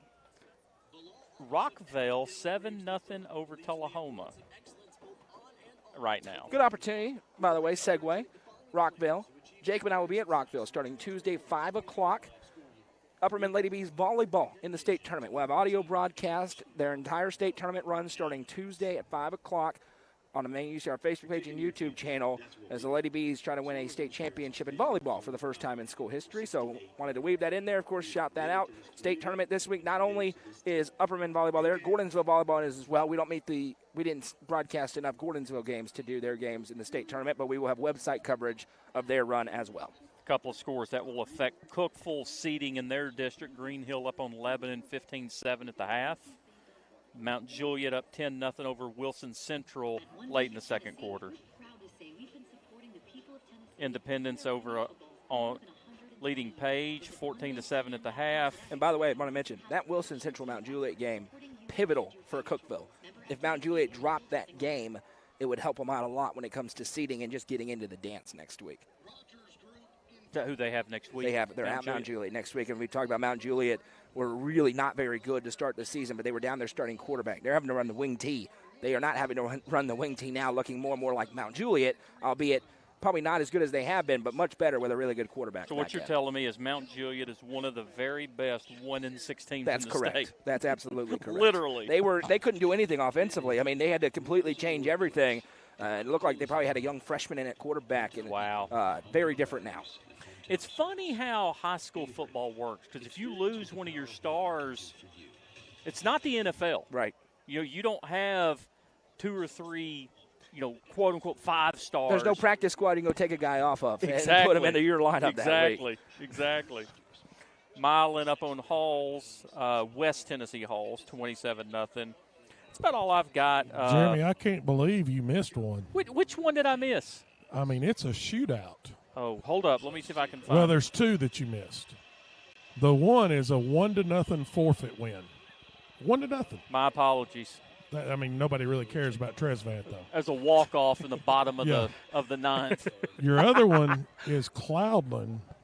Cloudland? 58. We never talk about Cloudland. Why are you snubbing Cloudland? 58, okay. North Green, 43 to start the fourth quarter. 58-43. To start the fourth quarter. As we continue our The Happy Hiller halftime show, just because of my opportunity, and Coach Dodge doesn't know I'm doing this, but I am. Of course, we are less than a month away from tip-off of the high school basketball season, and very quickly, the UCR football show, often duplicated, never imitated, will turn into the UCR basketball show, often duplicated, never, often, whatever that word imitated. Is. Imitated, never duplicated. There you go. I said it really well the first time, then I stumbled, so it didn't make it as smooth. Regardless, we will be doing a version. It will not be the same because obviously we have other things happening that we don't have in the summer of the UCR preview series. And as we talk to coaches around the area, one of the coaches we will talk to in longer form is head coach Michael Dodgen. The White County Warriorettes starting to get back rolling here after a trip to the state tournament. And coach, just a couple of minutes here in the Happy Hiller halftime show, a minute or so, getting back in there. A lot of familiar faces, maybe getting a big name back and healthy. We'll see if Ashlyn Selby can get in there and work her way back in. But this is a White County team. You guys are pretty good on paper getting ready for the season. Everybody looks good on paper. We're just trying to survive, Noah.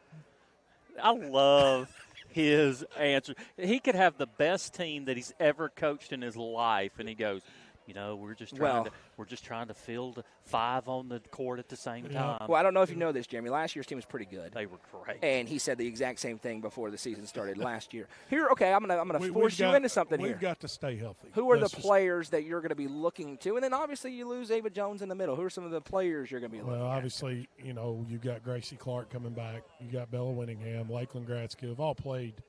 I mean, they're going to play they've started 105 games. So coming in, so that's a lot of experience for us. You got Kyra Fox, who I thought was very, very underlooked last year and stepped in when Ashley got hurt and had a great year for us. And, we've got some young kids that people aren't going to know yet, in Sarah Winfrey and Kylie Norris that have stepped in and had a great summer and a great fall for us. So, I'm over here on this side right now trying to get some money from my dad. It's still not working, though, but that's okay. But no, I'm excited. I mean, obviously, you kind of get to this point and you're kind of tired of running, you're kind of tired of working out, and you're just ready to start playing. And last thing and most importantly, why do we hate each other, Coach? Because, I mean, we can't stand each other from everything I've heard. You've got to have stuff to talk about. I guess it's for the true. ratings. For the ratings. What's a rating? Well, you've got them every week. Do I? Yeah, that top 5. By the way, we need to be honorable mention too. By the way, I will promise you something right here, right now. I have no clue what the top 5 will be, because contrary to popular belief, it's not really my top 5. A lot of times, it's not even close to my top 5. You will be on it, so you're just going to let you know right now. I will say this: we do have a Christmas tournament. Oh yes, shout that out! I'm really excited about our field this year. So December 19th through the 22nd, people don't really have anything to do. We've got, obviously we're playing in it. We've got Southwind, Mississippi. We have Laverne coming. And then you start naming some names that people know. We got Mount Juliet. Wow. We have York. Who's going to be really good. Really good. Even after losing they were a state tournament team without Reese Beatty last year. We have South Gibson coming, who was in the state tournament. Absolutely. And then we have Dyersburg. Jeez. I have one question. Over under, and Jeremy, you would know this. Over under 1.5 techs for South Gibson's head coach. She brings the fire, and she loves Jeremy Tollison. I'll say this. There's 2 people that she loves when she comes over here. One of them's your partner, and the other one is the illustrious Keith Dyer. There you go. And Dale Clark. Well, no, that's Bruce Slatton. There's a little taste of our high school basketball talk. Again, as we continue on, the football show is going to transition into the basketball show, and there'll be a few weeks where it is both as we move into the postseason. And by the way, that's going to start really quickly, and that show is now moving in anticipation of basketball to Wednesday night, presented by Fire and Vine every week. It had been on Tuesday, but obviously there are high school basketball games on Tuesday. A lot of weeks there are very few on Wednesday. So that show will be on Wednesday, has been the last 2 weeks. That will be a permanent change as we move through into high school basketball season starting this Wednesday night. Also helps us out this week because we have volleyball coverage on Tuesday night, as we have already mentioned. There's your little taste of it. First half stats from this game is Cookeville leads 13-6. The tale of two quarters, Cookeville was trailed 6-0, and then they rattled off 13 unanswered. They scored touchdown, kickoff, pick six to take that 13-6 lead for the Cavaliers. 122 yards of offense to 126 for Farragut. Easton Davidson's 4 of 6 for 53 yards. Blake Barrett has 8 carries, 56 yards, and a touchdown. Evan Banks has 2 for 6. Hunt Reese has 2 carries for 4 yards. Easton Davidson has 1 carry for 3 yards. Caden Cisco had the biggest play of the half outside of the touchdown for Blake Barrett when he caught one pass for 32 yards on 3rd and 11. Taylor Fitz has 1 catch for 14 yards. Nick Johnson has 1 for 5. And Gavin Lentz has 1 for 5. Corbin Hobson's been good outside of that pick six for Farragut in the first half, 11 of 16 for 94 yards. Charlie Noble has 6 carries for 34 yards. And how about the 50-yard kick for Farragut? Nailed it through. With the gave him that kicking 6-0 lead with the kicking ball, we think. Regardless, a tremendous kick for Farragut. And really, guys, two teams that mirror each other. That happened in the first half. Cookeville gets the ball to start the second half, and we turn our attention. Can Cookeville get the boogeyman off their back in the second half? It has been horrendous, for lack of a better word, in the second half this year for Cookeville. They were tied with FRA. They led over Siegel. They were down 1 score against White County. They led over Gallatin. They led over Green Hill, and they lost all those games. They have got to figure out a way to put 4 quarters together, Jeremy. Yeah, I agree with you, and we talked about it in the pregame, but it's really, what's this program look like? This is a game that you've got control of. If you don't shoot yourself in the foot, you have control of this game, and programs that are successful find ways to win these 50-50 games, especially when all of the analytics right now are pointed your way. We're going to take a 60-second break and come back with third quarter action. Cavaliers to receive the kickoff, leading 13-6. That was the Happy Hiller halftime show, and you're watching the high school football game of the week, presented by Mayberry's Furniture on the Watson Chevy UCR Media Network. The Crouch team with Islands Elite Real Estate proudly presents this 3-bed, 2-bathroom home within Sparta city limits. This home has hardwood flooring, a 1-car garage, and a screened-in deck. For more information, visit chadandamycrouch.com or call 931-979-1191. The Crouch team with Highlands Elite Real Estate is a proud sponsor of this broadcast on the UCR Media Network. The John Deere 5E is built for our way of life, and it's backed by Tri-Green Equipment's tried and true support. So stop by your local Tri-Green Equipment store to take advantage of financing as low as 0% APR this fall. Mowing, cleaning, hauling, whatever is on your to-do list, Tri-Green has a John Deere tractor built to handle it all with ease. Whether you're tending the land or tackling weekend projects, this is a season to get things done. Visit us online at trigreen.com to see how affordable a John Deere tractor can be.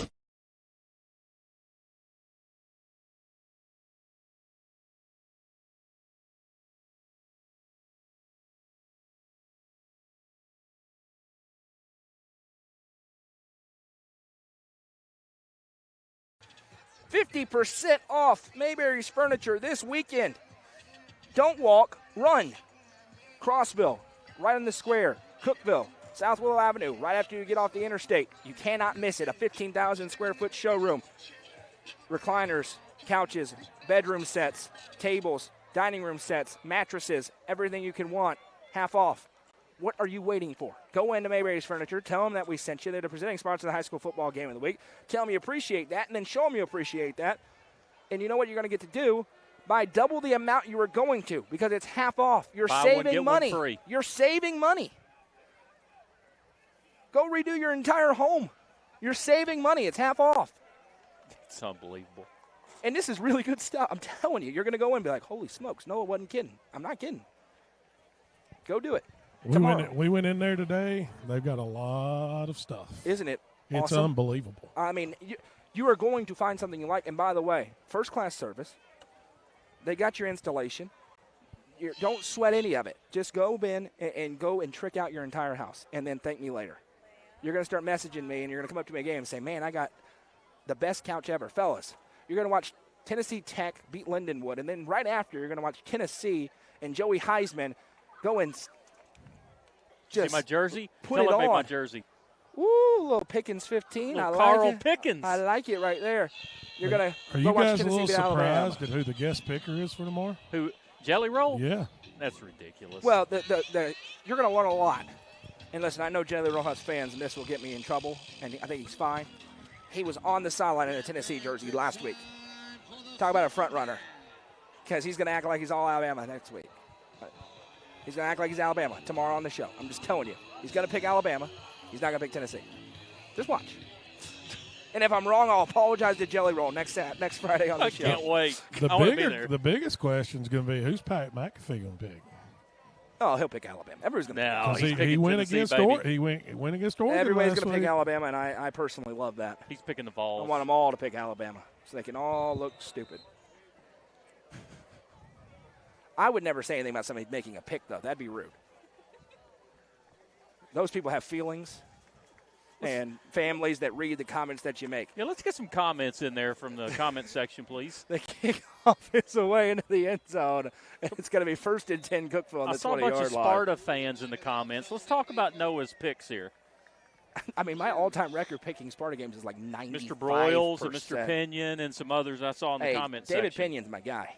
Oh, yeah, I love the guy. They do get fired up at me. There's no doubt. Have you seen David's? They get fired up at Coach Dodgen, too. Have you guys seen the train horn that they have hooked together? Oh, that's going to be awesome. It caught on fire on Dave Pinion a couple weeks ago. Is he okay? Yeah, he's okay. Good, I'm glad. I'm glad the train horn caught on fire then. But not David Pinion. Correct. I needed to clarify that because that get misconstrued. I love David fair. Pinion. And they'll be on the other side next week as we're in the press box in Baxter. How about that game of the week? Two to the left here as Cookeville tries to stretch their lead. They lead by 7. Working right to left on your radio dial if you're listening on 107.7 Grace FM. Handoff on the left side. Huge hole for Blake Barrett. Now it's a foot race to the 30, to the 35, to the 40, 45, 50. Blake Barrett finally ridden down out of bounds, but not before a gain of 35 yards. It's a Gary Maxwell Insurance and Sonia Brown with American Way Real Estate. First down. If you want to go back and watch the film on that play, Caden Cisco had the perfect block on the outside that sprung Barrett for extra yards, but I'm telling you, textbook block by Cisco on the outside. This Cookeville running attack has been really good tonight, and they're leaning on it here. Same formation on the left hash from the 45-yard line of Farragut. Davidson calls for, has the snap, gives, this time it's blown up. He tries to get away, but he will be wrestled down there. And that's the defensive end, Jackson Plumley, at 5'11", 200 pounds off the edge. A big loss on the play of 4. It'll be 2nd and 14. Coach Dodgen mentioned it just a few minutes ago, but Cookeville, their successes came when they stayed ahead of the sticks instead of these negative plays. Just seemed to mount on them when they happened. 2 receivers out to the right. Caden Cisco is the wide out. He had that big catch on 3rd and long in the first half. Cavs behind the sticks here. 4 down front for the Admirals. Davidson rolls to his right. Eyes downfield, has time, fires on the run, incomplete. Sticky coverage on the back end, anchored by Harrison Smith, who's having a nice game, and now 3rd and 15. So you get the 35-yard run, Jeremy, but then you're behind the sticks, and now you need a little bit of magic. Yeah, I wish Davidson could have seen Jones a little bit earlier in that route. About the hash mark, Jones was wide open. I'm sure the play was designed more toward the sideline, but if he had seen that a little bit early, had an easy pitch and catch there to Jones. 3rd and 14 here from the 49-yard line of Farragut. Cavs lead 13-6. And it has been one play, and then the house of cards crumbles for Cookeville in second half. They missed a kick up 9 against Green Hill. The Hawks then rattle off a bunch of points. Gallatin, penalty, then a huge explosion. Here's Davidson with the snap. Drops back to pass. Rolls right, fires underneath, and it's dropped. Would have still had one man to beat, but they had a look at it out of the backfield as he was looking at Bryson Gallagher. It's 4th down, 14, and Cookeville is going to be forced to punt it away. Gavin Lentz will drop back deep. Anderson Glover going to go back. He's a dangerous returner. Already one punt of 50-plus today for Fitz. This time he couldn't get it that far, but he'll try to pen Farragut deep. Don't forget another game happening over on UCR2, Macon County and Barron County, Kentucky. As Lentz shifts the set. Has a low snap, gets it clean, and the right foot is into it. A spinning kick. Bounces, takes a Cookeville roll. Perfect. What a punt again. Gavin Lentz is a weapon in the special teams game and knocks it out of bounds right at the 3-yard line. That was perfect for the Cavaliers special teams unit. Perfect spiral, perfect angle, perfect roll. Holy cow. It was vertically spiraling and just darted right out of bounds. Just tremendous by the kicker. And he is a senior. And, I mean, he's had a couple of Saturday punts. That was a low snap that he handled and then put a perfect one out there. So now Farragut's offense down by 7 will start way back in their own end. They found success early in the game with those quick out routes and then got away from those in the second quarter. Yeah, they got away from it after one of them was a pick 6 for Cookeville, but you're right. They got to find a way to move the ball, Jeremy. Cookeville shows pressure. They're going to fire it, and it is that quick hitter to the edge. Receiver makes the catch at the 11-yard line, and then it'll be dumped out of bounds by a host of Cavaliers as he found Haskins on the outside. First one there was Kingston Felder, the corner on the outside. This video board here is nice. It's incredible. Obviously, the lone turf field in the Upper Cumberland. Jumbotron that is active. 2 to the left, 1 to the right here. Hobson motions his tight end Heatherly across the line. Calls for the snap. Going to turn and hand off on the stretch play again. Cookeville ready for it, and they drop him down. Evan Banks. Superman dives into Collier and makes the stop. And Admiral slow to get up, but thankfully back up on his feet. And that's big 73.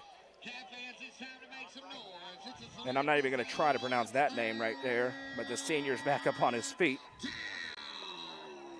It's like the old Braves pitcher, Fultonevich, that we just called Fulty. Just call him Connor. Connor. I'm glad Connor is up off the turf. I am too. 2 to the left, 1 to the right, 3rd down and 3 after the tackle for loss for Evan Banks. Hobson in the pistol.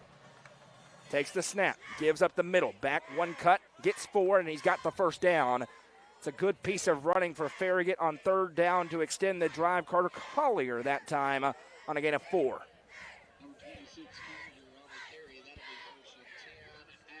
I thought Williamson was in there with the penetration from the defensive line and just barely runs off the other hip, and he can't make the play. Trips to the left, 1 to the right, 1st and 10. Farragut was pinned in their own end. Now they've got some breathing room. 9:34 to go here in this 3rd quarter. 13-6, Cavs lead. Snap taken again. Handoff on the right side. Big hole, and there he goes. Collier to the 30, and he's cut down at the 35-yard line, but there is a flag down. I mean, a gigantic hole. It was either perfect blocking or it was a hold, and the officials say it's a hold. Wipe the first down off the board. Loss of 10. Make it half the distance to the goal, as it'll push him back to about the 7.5-yard line. Tell you what, and you mentioned it earlier in the game, man, if he gets loose, he can fly. Well, there's a huge hole, so probably some assistance by a hold on that one. A huge hole and a hold? There you go. They'll back it up. Let's see where they're going to put this down at. Still walking. I mean, okay, now it's been punitive. I guess you can walk. Can you walk it back 10 yards this way, or is it half the distance? Absolutely not. It's half the distance. Yeah, they went full 10. But where was the flag? It was at the 16-yard line where that flag went down. So it should be at the 8. And they're putting it at the 4. They actually put it at the 5, and that's a break for Cookeville, as it'll turn it into a 1st and 19. Yeah. They need to put that ball on the 8. I think Mr. Crabtree's going to come here and help them out with that. Good for him. He's absolutely correct. I mean, they're closer to the goal line than they should be, to the line where they should be at. Hey, Official Tollison. Yes, sir. You know how you hear about when I get frustrated? See, this is where it starts, just in case you were wondering. So you can feel my pain. You feel that little blood pressure. They're putting it at the 4. That little blood pressure rise within you. They got it right, but it took a while. They do move it up to about the 7.5-yard line. It never starts immediately. Just bringing you into the psychology of how those things happen. It's a footnote right here. Just so you know. In case we need it in the exactly future. Right. Snap taken. Hobson drops back to pass. Going to just dump it to this tailback out of the backfield, trying to make something happen and shooting up to make a nice tackle again for Cookeville is Taylor Fitz, as he found Collier on his little safety option out of the backfield. It'll be 2nd and 14. Now, tonight's a non-region game, so probably doesn't escalate to where I lose my cool on air. But just that's how it starts, you know. It never just starts out of nowhere. I like it. 2 to the left, 1 to the right. Somebody get a train horn. Oh. Hobson takes the snap, going to fire the screen to the outside. Ball pops out, but Farragut gets a break as he goes out of bounds as he found his man Haskins out of the backfield again, and they're going to spot this one back NFL-wise, where the fumble occurred, not where it went out of bounds. So that'll make it 3rd and 12. And I believe that's not the correct rule in high school, but maybe I'm wrong. It's not. Okay. It is in the NFL. Well, I can tell you, there may be more people here than will be at the NFL game on Sunday, but this is not an NFL game. 2 to the left, 1 to the right. It's Vrabel licking them chops. Oh, we're screwed. Hobson takes the snap, drops back to pass. Going to step up. Here comes pressure. Dances around. He breaks one tackle, trying to break another, and there he goes. Down out of bounds. Blake Barrett having himself a game, able to bring the quarterback down. And here comes the punting unit for Farragut as the Cavs defense, ever since giving up a couple of big plays early, have settled in and completely neutralized this Admirals offense. Absolutely. Barrett holding on, and Fitz just coming in to clean that up. Just a great tackle combination there by Barrett and Fitz. So apparently, from the comments and the text I'm getting, Jacob is getting the train horn treatment tonight from the Macon faithful. I love it. So he's going to be making memes like I am when the night's done. He won't be able to hear anything. And unfortunately, they don't have the good equipment for audio, so sorry.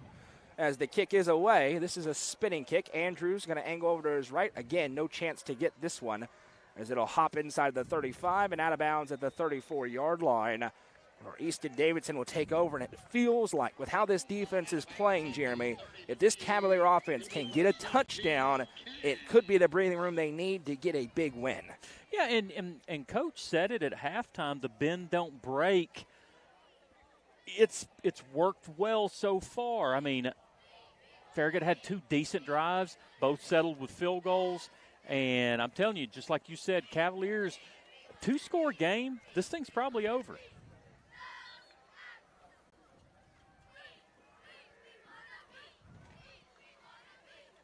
Quick. Cavaliers going quick. They break the huddle quickly here. Trips to the left, in tight here with Davidson. Takes the snap, going to toss it to the outside. Back, gets hit hard in the backfield. This is Hunt Reese. He's able to get a yard or 2 after contact, but they couldn't get that toss play blocked up. It'll be a loss of maybe half a yard on the play. Yes, 2nd and 11 upcoming here for the Cavs. Good penetration there by Owen Petoskey. Score update, Macon County still leads 22-14 over Barron County, Kentucky over on UCR2 tonight. That's on the Turner Roofing scoreboard. 2 to the left here for Easton Davidson. On 2nd and 11, takes the snap, turns it hands off again, and crunched again. Absolutely no chance for the tailback for Cookeville, Hunt Reese, taken down after another loss of a yard. And one big offensive play. First play from scrimmage in this half. But since then, Cookeville has gone backwards.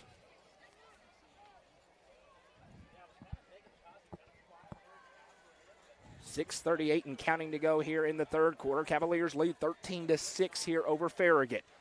3-game sprint for Cookeville. Tonight, then back in Region 4, 6A at Mount Juliet, at Lebanon. Reese had to tie his cleat. He's back up onto his feet. 3rd down and 12. Motion man across the line here for Easton Davidson. Trips to the left. Here comes pressure up the middle. Unblocked. He dumps it out of the backfield to Reese. Stutter step for Reese to the 30. And now the cavalry arrives for Farragut. And just no opportunity to move the chains for the Cavaliers. It's a 4th down upcoming and a 3 and out. They'll be forced to kick it back. I'll tell you, if the Cavs keep letting Farragut hang in here, it's just not going to bode well for Cookeville. They have got to take advantage of mistakes that Farragut has made and be able to score points off of them. Yeah, this has turned into a defensive slog right now. Cookeville had those 2 quick strikes, and outside of that, neither offense has really done anything. Return man standing on his own 25-yard line. Lentz has been sensational punting tonight. He puts the right foot into this one. Wow. Another skying kick.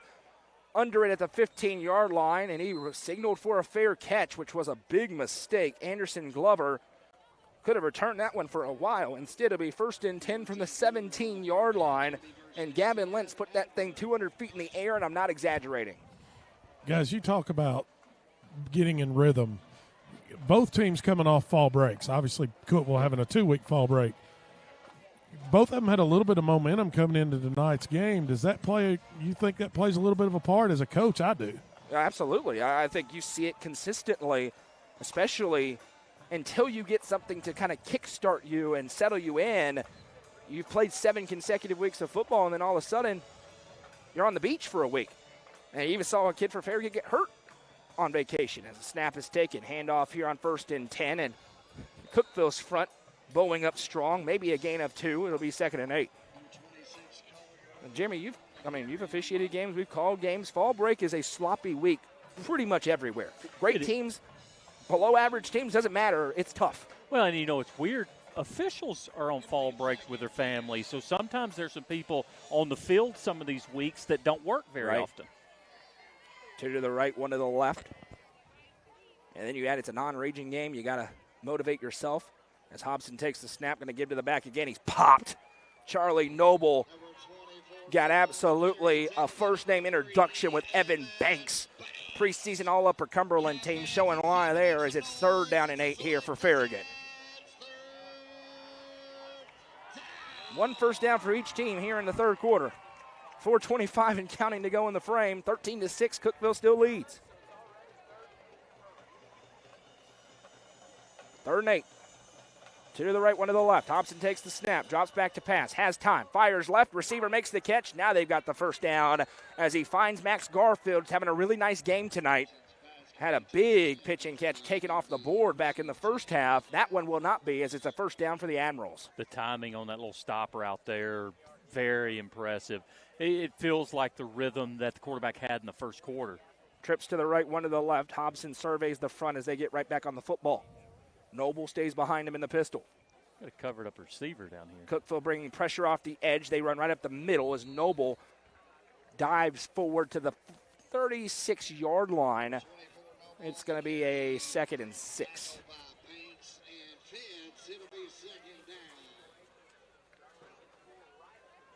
.353 and counting to go here in this 3rd quarter. 2nd and 6 as Farragut looks for the game-tying drive. Trips right, 1 left. Snap taken, looking for the quick hitter. Pocket collapses, spinning around. Now Hobson off his back foot, finds his man. He did not catch it. Looking for Garfield. And Cookeville has forced a bunch of pressure in this game already. They have 3 sacks by my count. A couple more tackles for loss. And Amari Williamson up front deposited the guard right into the lap of the quarterback. 3rd down and 6 here for the Admirals. Trips right, run left. Noble in the backfield. All 3 receivers are on the line of scrimmage. That is a good statement. This is a very illegal formation. No flat. They fired into the flat. Receiver makes the catch. He's wrapped up and brought down. Hunt Reese wrestles down the wide receiver Anderson Glover. Gain of 1. And a punting unit back out here for Farragut. And let's just call it. Farragut has about 5 plays that they run, Jeremy. They run the out to the sticks. They run dump off into the flat. They run stretch, and they run ISO. That's it. One of those is coming on every play. They had the one screen earlier, so they'll mix in that every once in a while. And Andrews back deep to receive. The punter has kept it away from him. Cole Franklin back deep. Gets a face mask high snap, but we've got a whistle and early movement. That was going to be the first potentially returnable punt of the game. I think this is on Farragut. If it's not, this is problematic for Cookeville. And Cookeville sending a new unit onto the field. And they're waving the flag off.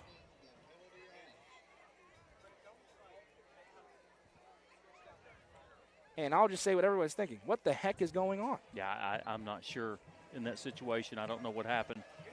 Unless he felt like there were 12 on the field and he recounts and there was 11. Well, and Cookeville just changed everybody on the field besides Andrews, who's back on the 20-yard line as Franklin has it again. He waits, gets another perfect snap, puts the right foot into it, kicking it away again. Andrews sees it hop, goes back. Is he going to pick it up? No. He'll let it dart away. And Franklin doing a great job kicking it away from the return man. And Cookeville pinned back deep on the 10-yard line with 2:35 to go. Well, if you like offense, I got nothing for you tonight. we got a defensive touchdown. I got nothing. Offensive struggle on each side. And listen, two fantastic punters. That's what we're seeing so far tonight. Great kicks. If you like special teams. Absolutely. We got you tonight. Not returns. Nope. Not returns. Kicks. Special teams with gotcha. with kicks.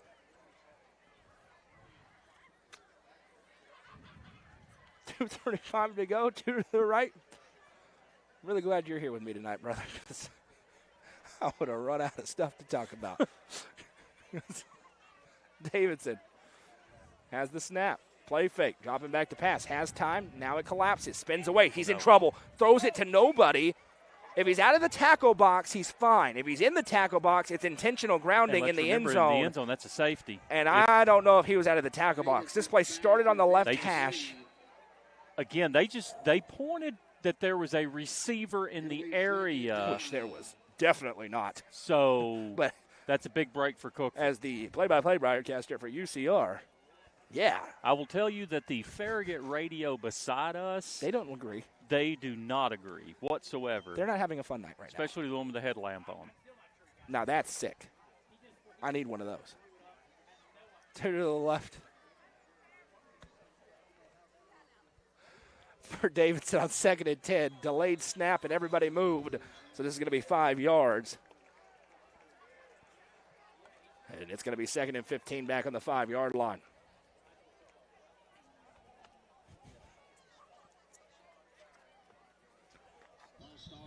So the false start backs them up. And really both teams have just been stuck behind the sticks. There's been tackles for loss. There's been penalties. And neither offense really designed to move it. They don't generate a lot of explosive plays. You know, it's got to be 4 or 5 yards at a time. And when you're at 2nd and 15, the math just doesn't work. So Cook was going to have to find a way to generate an explosive or else they'll have to punt it right back. And just like Farragut early in the game, when you're backed up like this, a mistake is costly. Right. Davidson in the pistol, sets up. Has the snap, play fake. He's going to roll to his right. Receiver's open in the flat, makes the catch at the 5-yard line. To the 10, to the 15, and there's a nice gain for the Cavaliers out near the 17, 18-yard line as Davidson finds this man into the backfield.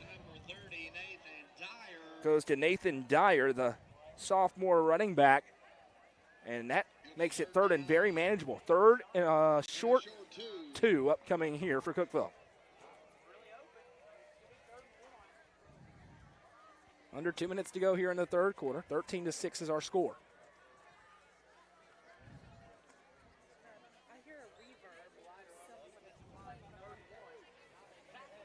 Davidson in the pistol. 3rd down and we'll say 1. Turns and hands off. Back right up the middle. Pinballs around. Big pile up. He's got the 1st down. He'll be finished off, but that is an important. Gary Maxwell Insurance and Sonia Brown with American Way Real Estate. 1st down, the 2nd of the quarter for the Cavaliers. And this is the kind of game where you got to rely on your defense and pop a big play or two. Cookeville looking for it. This feels like a Jeff Fisher football game, doesn't it? It really does. Or a Mike Vrabel football game. It really does.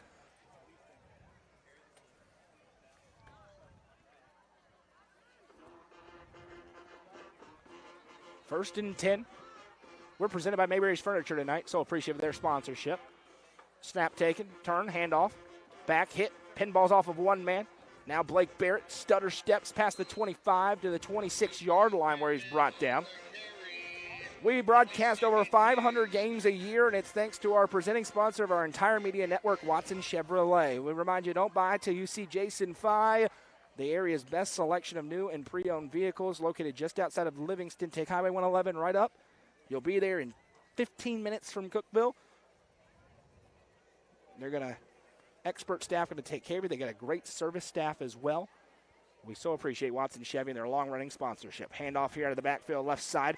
A lot of room to run. The left side of that Cookeville offensive line wrecking havoc again. Hunt Reese gets free for the first time today. Down to the 40-yard line. Gain of 19. And it's another Gary Maxwell Insurance and Sonia Brown with American Way Real Estate. First down. The Cavaliers do not have to snap it again in this third quarter. And it looks like they'll be content to do just that. Ladies and gentlemen, get your popcorn ready. After 3, it's Cookeville 13, Farragut 6. This is the high school football game of the week, presented by Mayberry's Furniture and the Watson Chevy UCR Media Network. Do you dream of country living? Don't miss this online absolute auction of a brick home on 10.39 acres in Cookeville. This 3-bed, 2-bathroom home offers a large shop, outbuildings, cleared and wooded land, perfect for hobby farming or a peaceful retreat. You can bid on this auction at eagleauctions.com or call 931-526-5335 for more information. Bidding on this online-only auction ends Thursday, October 23rd at 12 noon. Watson Chevrolet is proud to present the area's best selection of new and pre-owned cars, trucks, and SUVs. Watson Chevy's staff of experts are ready to get you into your next vehicle with unmatched service and knowledge. Stop in at 2350 Cookeville Highway and get your vehicle serviced by their highly trained professionals. Right now, you can save money on oil changes, regular maintenance, and battery installation. And remember, don't buy till you see Jason Fye. Watson Chevy is proud to be the presenting sponsor of the UCR Media Network.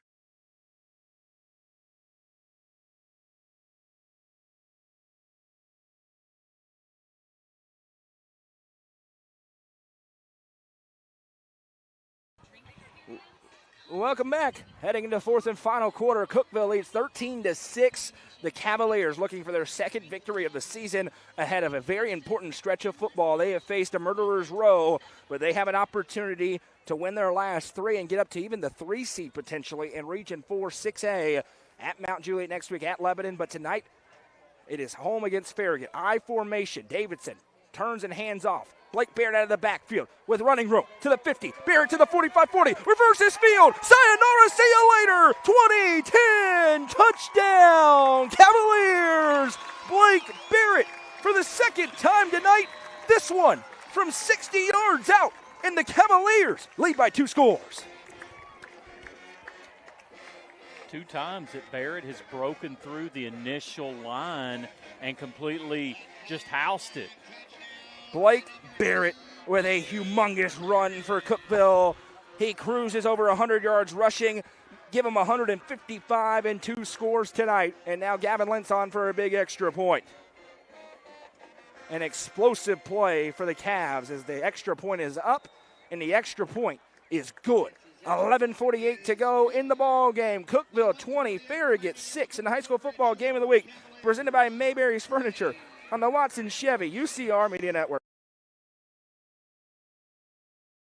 Tee-Up is the Upper Cumberland's best indoor golfing experience. With 3 state-of-the-art golf simulators, you can work on some of the world's best courses, all in the comfort of their climate-controlled facility. Want to know where you can improve? See everything from club speed to spin rate in seconds. They also have plenty of other games to enjoy time with friends. Conveniently located at 141 4th Street in Baxter. Stop in. Visit them online at teeupgolfclub.com or call them at 931-559-GOLF to reserve your simulator today. Tee-Up is proud to support this broadcast on the UCR Media Network.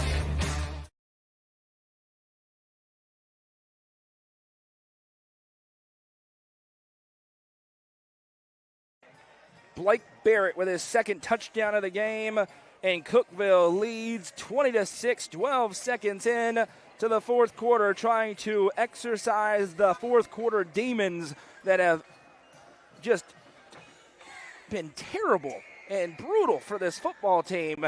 All it takes is one, and they get one there. 11:48 to go as Lentz puts his right foot into this one, into the end zone, and that will be a touchback. To the 20-yard line goes the Admirals offense.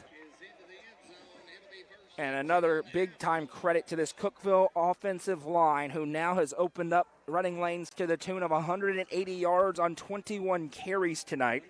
We're in the Whitekurt Realtors and Nelson Trophy and Screen Printing broadcast booth. I'm Noah McKay, joined by Jeremy Tollison. Head coach Michael Dodgen on the sidelines. The lovely Madison McKay producing things for us tonight. We're happy to be along with you on a perfect night for high school football in the Upper Cumberland. Cookeville now trying to rely on their defense, which has been great in this ball game. Two to the right, one to the left. They have got to bow up and get a couple more stops so they can celebrate a big win. High snap. Hobson has it, gives to the back up the middle, and he's crunched. Couple of different Cavaliers in there defensively. Taylor Fitz was there. Hunt Reese was there. As Carter Collier gets a couple, and it'll be 2nd down and 8.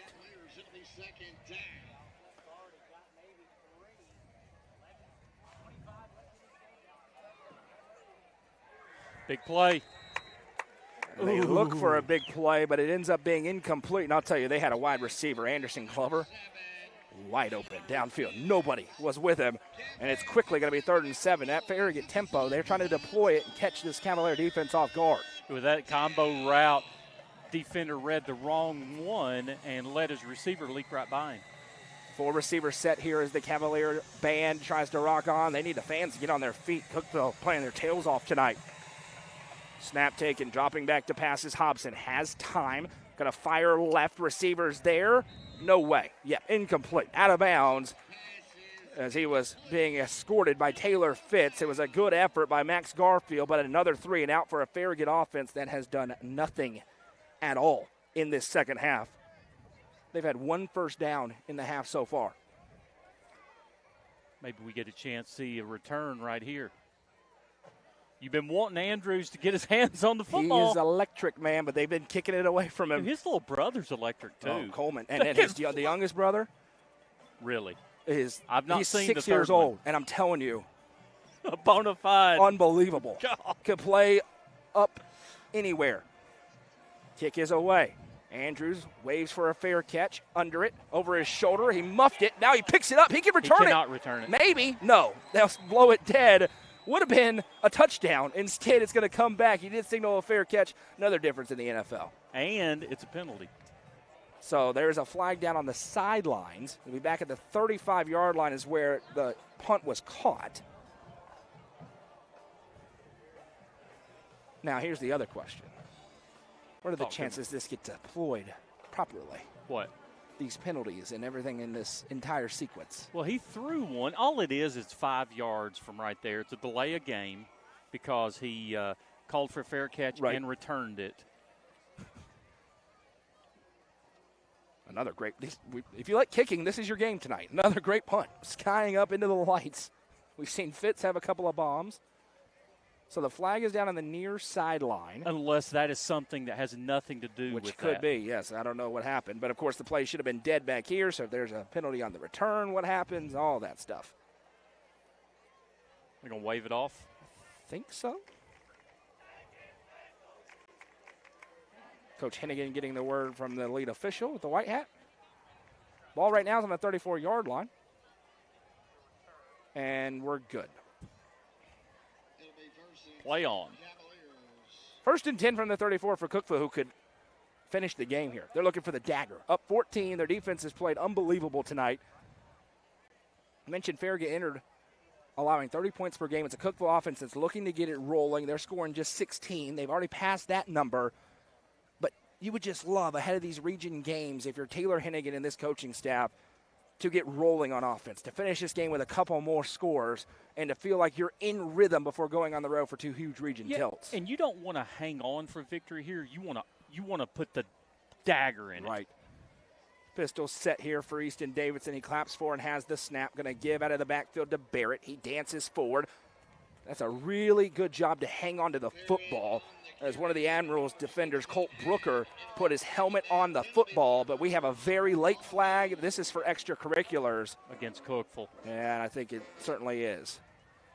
Any look at what happened there, Jeremy? Yeah, well, with the offensive lineman, just kind of got in the face of the Farragut player. His teammate tried to come save him, and he just wasn't fast enough. I believe this is going to go against Cookeville. Remember, that's a dead ball, so the down will count. And if that's against Cookeville, we're going to back them up dead ball 15 yards. Personal foul against Cookeville. And Taylor Hennigan not happy, Coach. And it was number 54 on the offensive line for Cookeville. Yeah, and Taylor Hennigan just made sure that it was known that that was not okay with him. Is that to back him up 15 yards? It will be second down. And, again, big penalty puts Cookeville behind the sticks, back to second, and it's like this is going to be 21 or so. They got to get all the way to their own 44, and they're pinned back on the 23. 10:43 and counting to go. The clock becoming the best friend of the Cavaliers as well. They wanted to tick down, and if nothing else, keep playing really good defense. 2 to the right for Davidson, who's in the pistol again. Barrett behind him in the backfield. Sends the tight end Lentz across the set, takes the snap, turns and hands off. Barrett around the right side, now puts his foot in the ground, gets popped, and brought down to the 26-yard line. Gain of 3. And third, let's do our geography this way, Jeremy Tollison. Well, we're going the same way. No, we were going that way earlier. They were that way. We're going that way again. Because we're talking about Prescott South. But we're going that way again. However, it's we're definitely I going got the you. other Okay, way. Yeah. I see what you're doing. Now, this way, I'm going all the way to Hillham. Okay. Hillham. I'm good with that. Hillham. I'm good with that. Not to Livingston. At the blinking light. Not to Livingston yet. No. At the blinking light at Hillham. Okay. I like almost to Jackson County. Nobody there is watching because there's no cell service. Wi-Fi, we got us. One receiver each way, I formation, little hard count for Davidson. Takes the snap, turns hands off. Barrett around right side, big hole. Barrett at the 30, and then it collapses quickly as he'll be pushed backwards and wrestled down at the 31-yard line. And now Cookeville will punt and play defense. 9:20 and counting to go with a 2-score lead.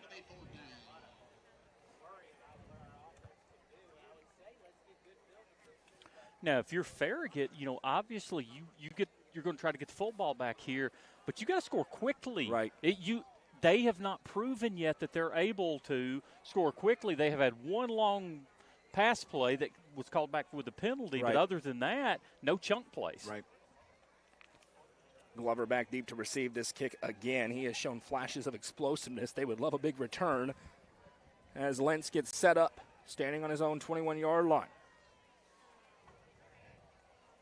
He has the snap, sets up, spinning kick again. Glover got to let it fall. Takes a Cookeville roll again, angling towards the 20-yard line. Another punt inside the 20 for Gavin Lentz as it trickles to a stop at the 17. 8:26 to go in the ball game. Cavs lead by 14. Gavin Lentz has been great tonight.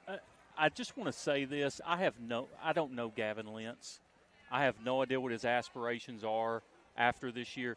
This kid can kick on Saturdays. He can. So No I doubt. don't know if he has those intentions or if I have no idea, but I'm telling you, this kid can kick on Saturdays.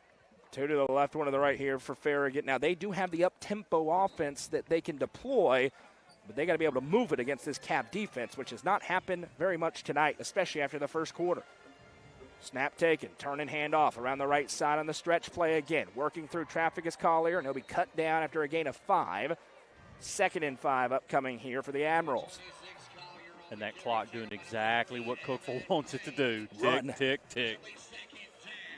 No end zone show tonight, only 2 games, 4 games across the Upper Cumberland, 2 broadcast games. So we'll be back next And Friday. Jacob's coming from Ohio or something. He's actually going north. He's going to Indiana to his old stomping grounds tonight. Is he really? So it worked out for him. He got halfway or Is he going to like to a a quarter of game the way tomorrow? there. He wasn't sure, which I said, are you not a real fan? Oh, come on. He's got to help with that new $11 million a year contract. Snap taking, going to hand off, bouncing through traffic around the right side and being cut down. Gain of a couple. I think it's going to be 3rd down and short here for Farragut. 7:40 to go in this 4th and final quarter tonight from Cookeville.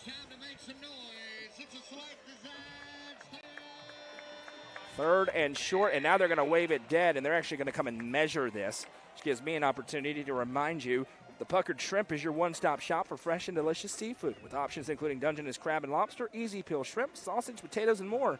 The Puckered Shrimp has whatever you need to satisfy your seafood cravings. Follow them on Facebook to stay up to date on where they will be next. Michael Lindsay is here tonight. Feature coverage coming to UpperCumberlandReporter.com. We hope you'll join us next week, a week full of coverage. Tuesday, volleyball coverage. We'll have audio broadcast as the Upperman Lady Bees take on current runner-up Dyer County at 5 o'clock from Rockville High School. Jacob and I have all the action. And then on Wednesday, either in the consolation bracket or in the winner's bracket, and we will have the UCR football show presented by Fire and Vine. More volleyball coverage on Thursday, potentially. And then next week's complete Friday night, back to UC Game Day morning, back with the End Zone Show and a great slate of broadcast games. Cookeville at Mount Juliet, and headlined by the high school football game of the week, a battle for first place in Region 4-4A as the White County Warriors travel to Baxter to take on the Upperman Bees. I'm going to be honest with you. I think that you ought to do high school game day from Billy C. Rogers starting at about 5:30. You've had this idea for a long time, my friend. I have. I think it would be a great time to bring it out. We've dabbled with it a few times. Something that no one else could do. Nobody. That's true. That's true about a lot of things. And you could have a headgear pick. They had to get a bigger mascot. I'd like to put that on so I could have some hair. Two to the left, one to the right. Third down in inches here as it was short. Hobson takes the snap, gives to the back, up the middle. He breaks a tackle, and there he goes, spinning through.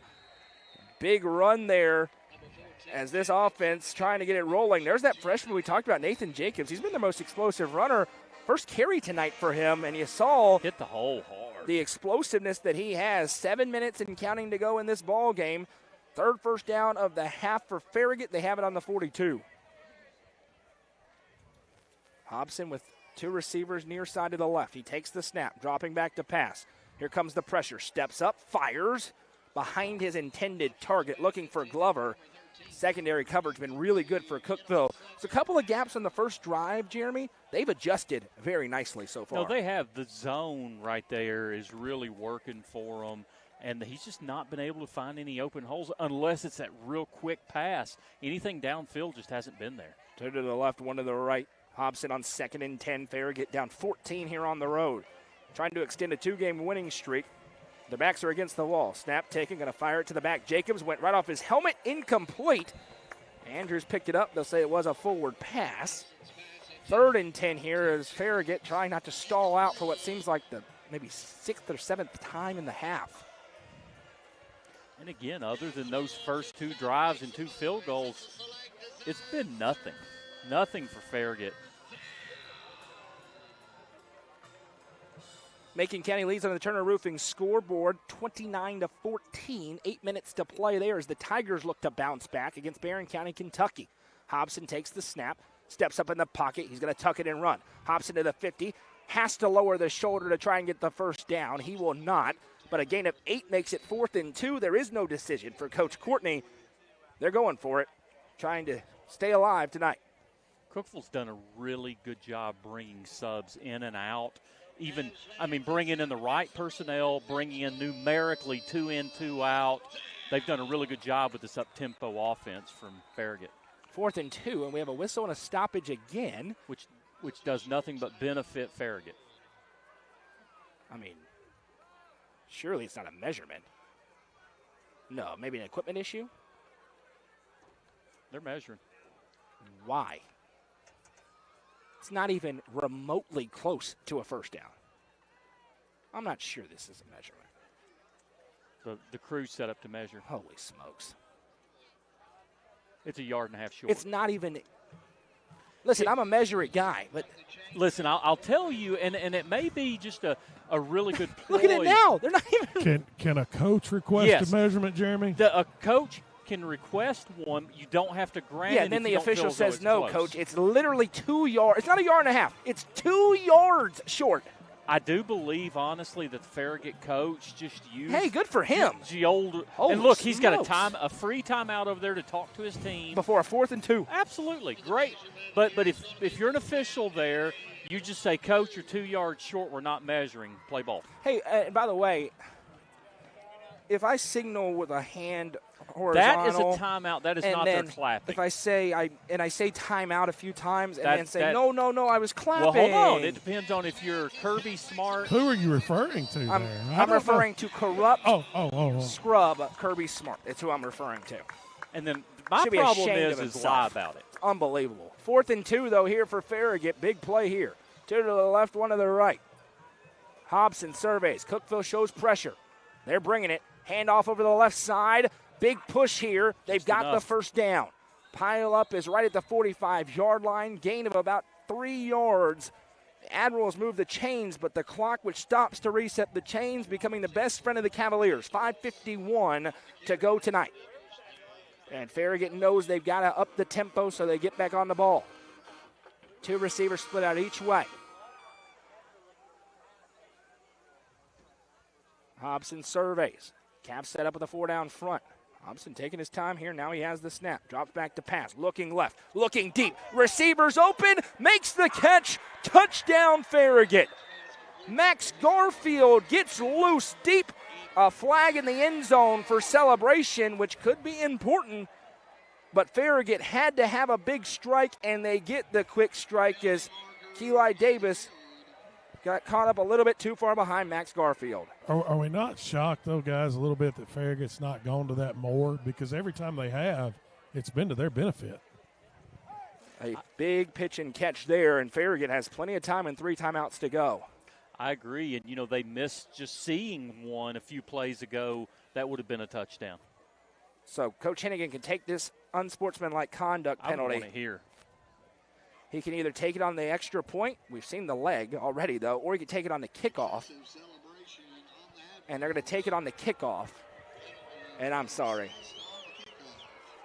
That better have been something said, because that was not a huge one. He turned and tossed the football to the safety from Cookeville. After he turned, he scored, and he turned and tossed the football to the defender. He did. It's kind of funny. Well, it's against the rules.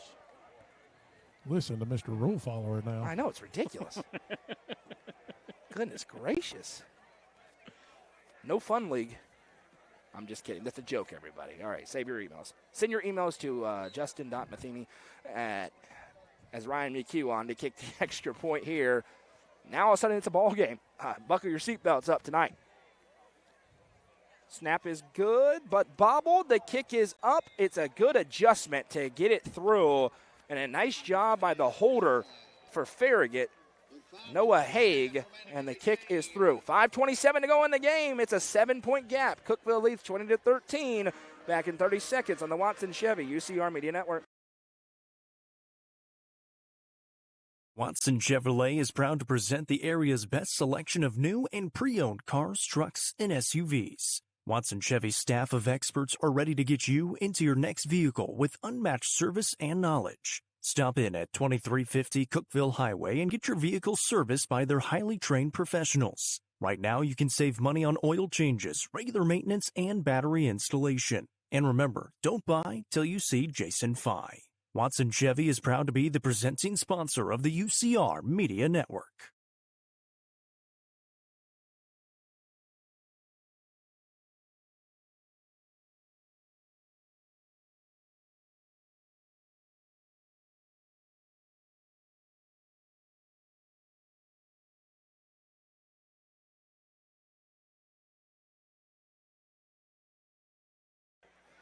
Welcome back. Farragut had to have it, and they get it. Long touchdown pass from the quarterback, Corbin Hobson, to Max Garfield, and they are within a score at 20-13. This personal foul is interesting here, Jeremy, because every kickoff's been through the end zone for Farragut besides one.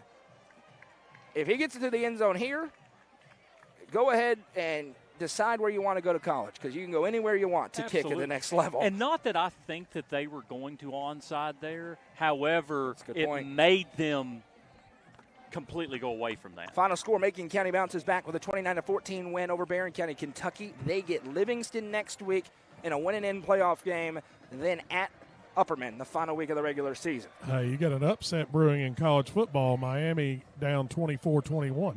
Andrews under this kickoff at the 15-yard line to the 20.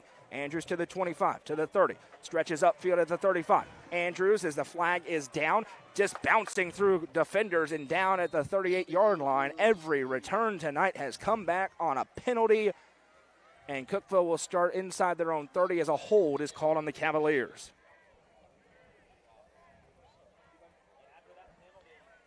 You can see it. I wasn't lying, Jeremy. You see the elusiveness on that return. Oh, I agree. You never got to play my team with him on it. That would have been an interesting ball game. Talk about a weapon for Coach Noah. I'm glad I didn't. Big drive here for the Cavalier offense. They just got the touchdown. Felt like that was the icebreaker. Then we've traded punts for a while. They need the separator, looking for a dagger, and if nothing else, they need a long drive to take this clock down. They do, and they can't get too conservative. It can't be 3 ISOs in a row and punt. I think they've got to do something to try to get a couple of first downs. 5:16 to go. Cavs lead 20-13, trying to get the Demons off their back in the fourth quarter. And it is going to be the I formation here. Davidson under center. Takes the snap, going to toss it outside. Barrett with it. Barrett dances through traffic. He gets grabbed from behind. That is a horse collar, and there's the flag. And I don't even know how you could argue it. As the hands go up for the Farragut defender, he's saying shoulder blade. No, that was right up high, horse collar every day of the week, and this is going to be 15 yards for the Cavs. First down. It will be a Gary Maxwell Insurance and Sonia Brown with American Way Real Estate first down as the horse collar is called, and that can jumpstart the drive for the Cavs. I got a text wanting to know where Craig Cantrell was at because they missed hearing him with us. Livingston's off. Next week, he's on the call. Macon County against Livingston Academy. So if you're listening, the gentleman that texts me that will go nameless, appreciate your sponsorship. Legendary, appreciate your sponsorship. The legend, Craig Cantrell, will be back on the mic next week. And this is Evan Banks is the fullback in the I formation. Blake Barrett behind him. 1st and 10 for the Cavs from the 40-yard line. Still 20 on the play clock. They can bleed it down. 4:49, but Davidson goes under center with 17 seconds and takes the snap. They'll give to Barrett. Barrett breaks through a hole, breaks a couple of tackles. Now it's a foot race. 40, 30, 20. Blake Barrett did it again. Touchdown, Cavaliers. Another 60-yard touchdown for Blake Barrett. His second of the half. In Cookeville has a 2-score lead again. Hey, Dodge, you get that chain ready for Barrett. Great blocking on the right side of the offensive line for the Cavaliers, and Blake Barrett breaks away and goes untouched after a big stiff arm to the crib. How about Blake Barrett tonight? He's over 200 rushing yards, and he has 3 touchdowns. Lentz on for the extra point. Davidson to hold. Snap. Set. Kick is good. 4:34 to go on the ball game. Cavaliers trying to get their second win of the season. Coverage is presented by Mayberry's Furniture on the Watson Chevy UCR Media Network. Tee-Up is the Upper Cumberland's best indoor golfing experience. With 3 state-of-the-art golf simulators, you can work on some of the world's best courses, all in the comfort of their climate-controlled facility. Want to know where you can improve? See everything from club speed to spin rate in seconds. They also have plenty of other games to enjoy time with friends. Conveniently located at 141 4th Street in Baxter. Stop in. Visit them online at teeupgolfclub.com or call them at 931-559-GOLF to reserve your simulator today. Tee-Up is proud to support this broadcast on the UCR Media Network. Blake Barrett, have yourself a night. We said, where's the explosiveness going to come from out of the bye week for Cookeville? And my goodness, has the senior answered that question? He has, and I'll tell you, people think of Barrett more as a bruising running back, but once he gets through that line, his breakaway speed, it's there much more than I expected. Don't forget, join us post-game for the Whitekirk Realtors post-game show. Coach Dodging going to be joined by the Nelson Trophy and screen printing player of the game. You already heard Jeremy allude to who that's going to be. Unless something crazy happens. And the head coach. Kickoff right off the returner. It's a scrum for it. It's still loose on the turf. And I think Farragut is able to stave off elimination. Are they? Cookeville says that they have it. Farragut. And the white hat official pointed to Farragut, and now he turned and pointed to Cookeville. The Cavaliers have it, and Hunt Reese is holding the football above his head with his right hand. The Cavs recover. Chaotic sequence. Lentz for the first time kicked it short. It went right off the returner. Loose scrum. Bad things happen at the bottom of those scrums, and Cookeville comes out with the football. Was that a kerfuffle? Not quite, because it wasn't his ill intention. There has to be some ill intentions for it to be a that's kerfuffle. fair. Unfortunately, one of the Cavaliers is down and a bit shaken up on this play. And I mentioned that big pileup, everybody just diving on the football. Hopefully he is okay. Didn't get a look at the number yet here. Coach, can you see the number? Not yet. He's being tended to by the training staff. Coach Hennigan down there on a knee, tending to him as well. We'll take a quick break while they do that and come right back. The Quality Family, a local company supporting and caring for our local communities. The Quality Family offers services to get you back to the game. From bracing to oxygen and everything in between, we can meet your medical equipment needs with Buckeye Home Medical Equipment. If you have an in-home need for strength and conditioning, for example after a surgery or injury, Quality Home Health is available to provide individualized care while you are on the mend. For those with end-of-life diseases, Quality Hospice is available to provide nurturing care during those difficult times. Choose the Quality family of services for care within your community. Visit thequalityfamily.com to navigate all we have to offer you.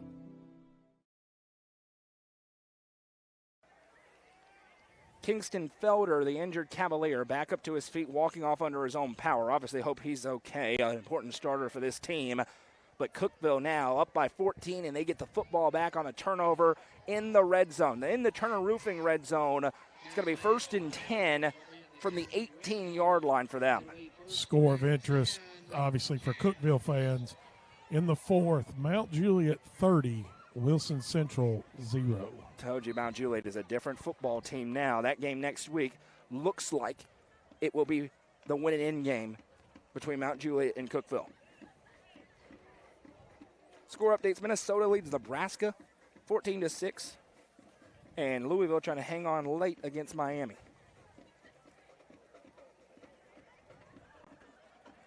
Two receivers to the left here as Davidson calls for and has the snap. Going to give to Barrett again. Why not? Feed the beast. And Blake Barrett pinballs forward.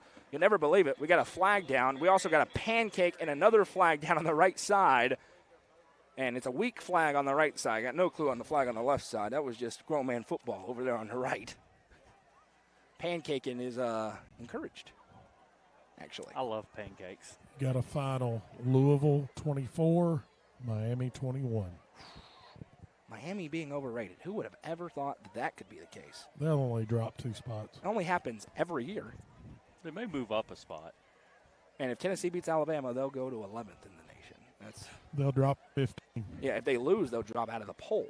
A block in the back called against Cookeville. That's declined. Oh, this is a terrible call. Then they call a personal foul on the pancake afterwards. A 15-yard penalty against Cookeville. And I think the down's going to count, maybe. He didn't give a dead ball signal. I mean, goodness now, gracious. Because if that was a dead ball foul, then you could actually assess both penalties. But since they both were live. Well, if they say that that was a personal foul when he took his man and threw him back 10 yards and then finished him off, we got to take the pads off and put flags on, because that was awesome on the right side of the line for the Cookeville Cavaliers. And I got a great view on it, and that one is a bad call. Well, and typically you would throw a flag in that situation if it were after the Correct. whistle or something to that effect. If it's live ball, it's a tough foul. 1st and 20. The clock will run for Cookeville. That's a gift, and will help them out. Gives them a free 40 seconds with the down. 7 seconds on the play clock for Davidson. Trying to get him set up for. Now he'll take the snap. Going to give to Reese. The flag is down for illegal motion. So this will back him up even further. But it's going to stay first down. And the clock Now down to 3:54 to go. Hey, 25 more seconds. Well, you're at a certain point now. If you're Coach Courtney, I think you probably decline this penalty because it was only a couple of yard gain on the play. It's second and a mile. If you decline it, you get that down. Illegal shift. And they are going to decline the penalty and take the down. So it'll be second down and about 17 or make it second and 20. And Coach Courtney is going to burn his timeout, I believe. He will. 3:54 to go. Timeout called here. Don't forget, join us next week, starting on Tuesday from Murfreesboro, Rockville to be exact, as we'll have audio broadcast coverage as Upperman takes on Dyer County in the Class 2A state volleyball tournament. We'll also have website coverage of the single A tournament where Gordonsville is in the state tournament for the first time in school history. Coverage of that tournament will continue throughout the week. Wednesday night, we will have the UCR football show. We'll have the new UC Top 5. Not a lot of movement this week. There won't be any movement this week because all the top 5 teams are on off weeks besides Clay County. Volleyball coverage continues on Thursday, and then Friday night, UC Game Day morning at 9 a.m. A great slate of games, best slate we've had in probably a month or so, headlined by the high school football game of the week as White County travels to Upperman to take on the Bees. And then we'll have the Friday night End Zone show presented by the Real Estate Collective to round out the week of content. On UpperCumberlandReporter.com, of course, we'll have the standouts from the week. It'll be as short as it has been all season long because, well, hardly anybody's playing this week, but we will have that, recaps from this game, expert predictions, and much more. Noah, the legend, Coach Wes Shanks, standing beside us in the booth. He'll be on a headset next week. Under center here goes Easton Davidson. Takes the snap, going to toss it out left side to Blake Barrett. Barrett accelerates through a hole. It collapses on him. And he pushes forward. Timeout called again by Farragut. It is their second as Barrett gets to the 20-yard line. Quick scoreboard update. Lebanon Green Hill tied at 15 late in the game. Lebanon undefeated for the first time since the 70s this late in the season. Coach Gentry doing a really nice job with that squad. I mentioned last year, pretty uncompetitive at times. The exact opposite of that this year. Was it last year that we went there and Upperman just housed them? It sure was. And Cookeville did the same a year ago. 3:48 to go here in this ball game for Cookeville, Jeremy. You got a 3rd and 14. Obviously, you don't want to have a turnover.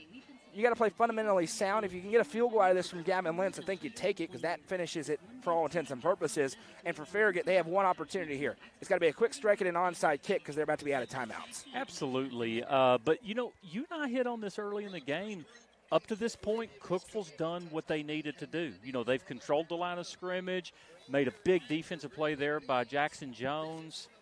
And this is kind of what you want, except for that first drive or two, if you're coach here. Yeah, it's been a very strong response out of the bye week for the Cavaliers.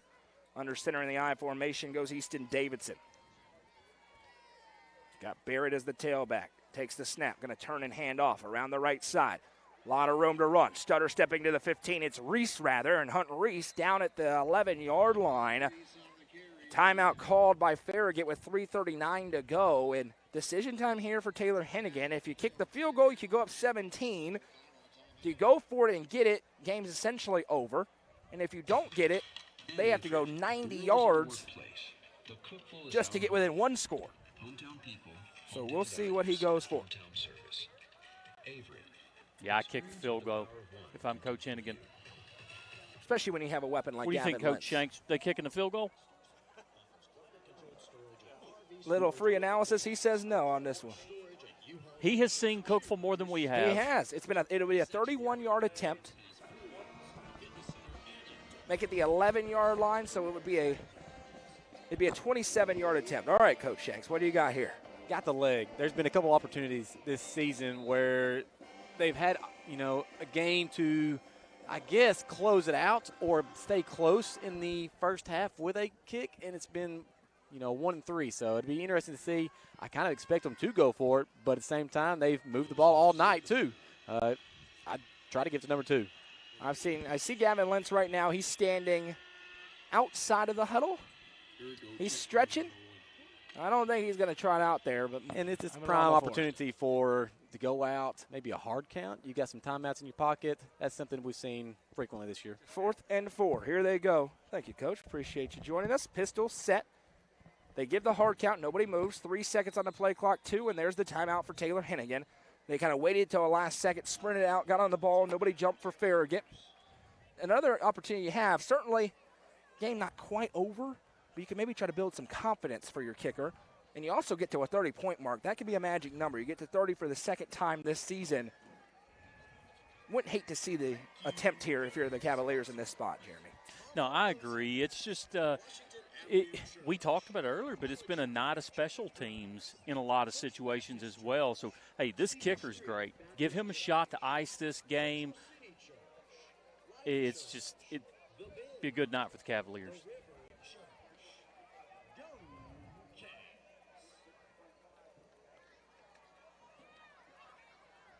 .338 to go in regulation. Cookeville leads 27-13. It has been all Blake Barrett tonight. 3 touchdowns, over 220 yards rushing. And they are going to attempt a field goal with Gavin Lentz from the right hash mark, as he's currently, this is going to be a 27-yard attempt for the Cavaliers. Make it 28. Davidson to hold. Has the snap. Hold is down. The kick is up, and the kick is good. And he's got a strong leg. Gavin Lentz is feeling it. He's had a huge game punting, and now he puts it through, and it is an insurmountable lead for the Cookeville Cavaliers. 3:33 to go. It's 30-13 in the high school football game of the week, presented by Mayberry's Furniture on the Watson Chevy UCR Media Network. Legacy House is right here in the heart of Smithville. It's more than a boutique, it's a family story woven into every thread. I'm Amy Allen, and I started this place with my 3 beautiful daughters. We offer timeless pieces that feel both classic and bold. From rich textured clothing to one-of-a-kind accessories, this shop has a perfect mix of heritage with a modern edge. So come on down. You'll find more than just fashion. You'll find a place where legacy and style meet. Located at 104 West Walnut Street in Smithville, stop by and see their selection Tuesday through Saturday. Legacy House is proud to be an all-inclusive sponsor of UCR. Welcome back. We're moments away from the White Coat Realtors post-game show. Coach Dodge will be joined by Taylor Hennigan, the Nelson Trophy and Screen Printing Player of the Game. 3:33 to go here. Cookeville leads 30-13. An impressive performance for the Cavaliers on both sides of the football. The defense has been great tonight.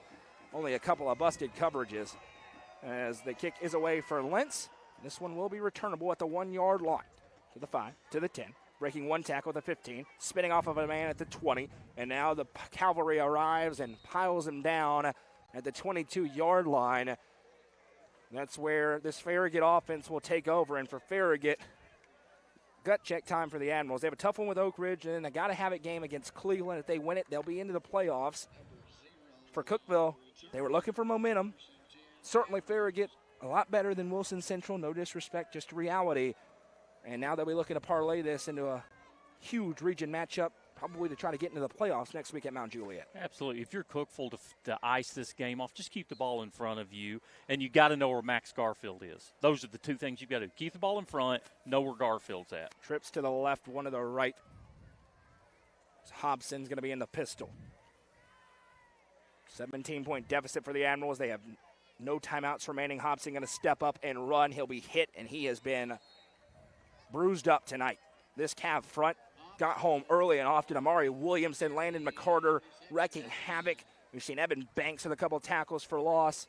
This has been the best defensive performance of the season because this is a much more competent offense than the one that they played in their last win. They have been really good, especially up front. Snap taken for Hobson. Looking left, going to fire it again. Looking deep downfield. Jump ball. Tipped a couple of times. Great coverage on the backside by Jackson Jones. Already has 1 pick 6. They were looking for Garfield. Incomplete. It's 3rd and 3. Great play there by Jackson Jones. And the ball almost gets to Garfield. Each of them had a chance to make that catch. 3rd and 3 here for the Farragut Admirals. Cookeville trying to get off the field and start the celebration. Trips to the left, one to the right. Hobson takes a chest-high snap. Going to tuck it and run. He's grabbed from behind, spins away, and will be brought down, but not before moving the chains on a first down. Farragut's got to go quick. They need 3 scores. To be more direct about it, they need a miracle. 2 receivers going to line to the right side, 2 to the left. Hobson in the pistol set again. Chains getting set up. He has the snap. Drops back. Here comes pressure. Rolls away. Sets and fires. Nearly intercepted. Incomplete. And besides the couple of plays where guys have broken wide open, very sticky coverage tonight for the Cavalier defense. And that 5 wide has not worked for the Admirals all night, and Jackson Jones almost with his second pick of the night.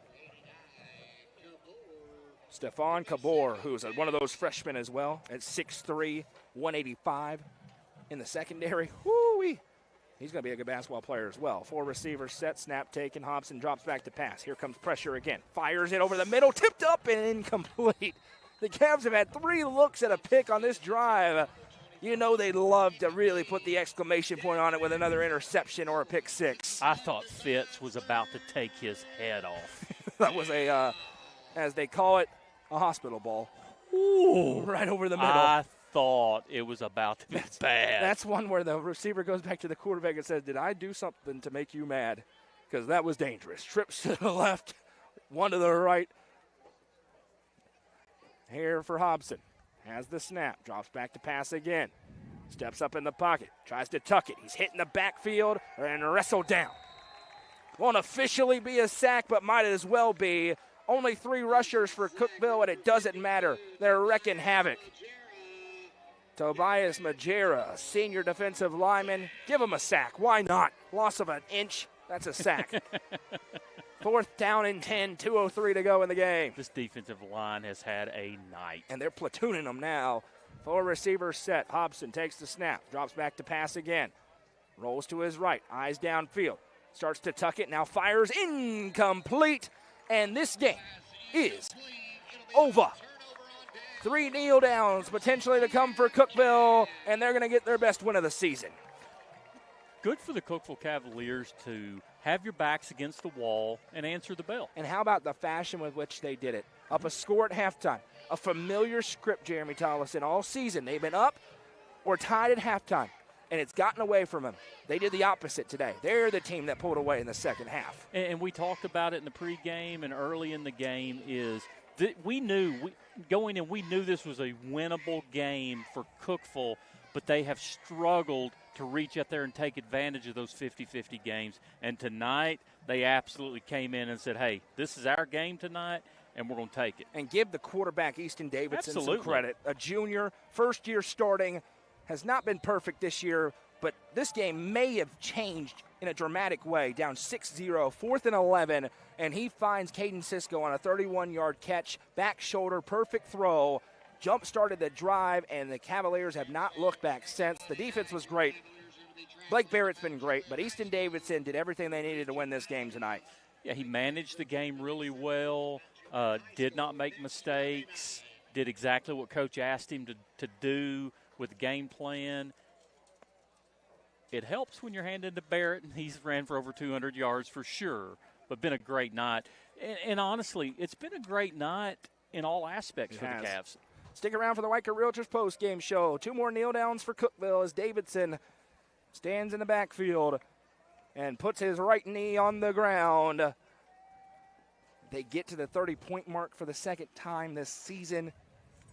First time since that Wilson Central win. It feels like they're going to have a chance. They're going to go battle with the Golden Bears next week and try to change the entire tone of the season. You win next week, and you're talking about how great of a finish it was to the regular season, not what happened before. And is that game at Mount Juliet? It is at Mount Juliet. This is the last home game for these Cookeville seniors, and they sent out this place in style this year. And knee is down. The dab from Evan Banks behind him, and that will do it. Final score tonight, Cookeville 30, Farragut 13. The Cookeville Cavaliers come back from fall break and get a big-time win tonight here on a beautiful October night in Cookeville. Very impressed with Cookeville. You know, we haven't seen them since the game at Sparta. And tonight, one thing that I needed Cookeville to do tonight was show some fight and show some identity. And tonight I think that they followed their script and did exactly what they wanted to do, and they fought. Really impressive win tonight by Cookeville. This is the Whitecourt Realtors post-game show. Stick around. Coach Johnson will be joined by the Nelson Trophy and Screen Printing Player of the Game. It's the first time ever. We know who it's going to. You could give it to a kicker, and that's not a joke at all. You could absolutely give it to a punter and a kicker tonight. We know who it's going to go to. Let's go ahead and get that out of the way. We'll have his stat lines momentarily, but there's no doubt about it tonight. And there's not. Blake Barrett had a well of a night, and he deserves it. I really thought Jackson Jones looked really good tonight. Big, and to me, a momentum play with the pick six. That's a great point. Okay? But you just cannot take anything away from Blake Barrett because he controlled the game tonight. Over 200 yards rushing. How many yards?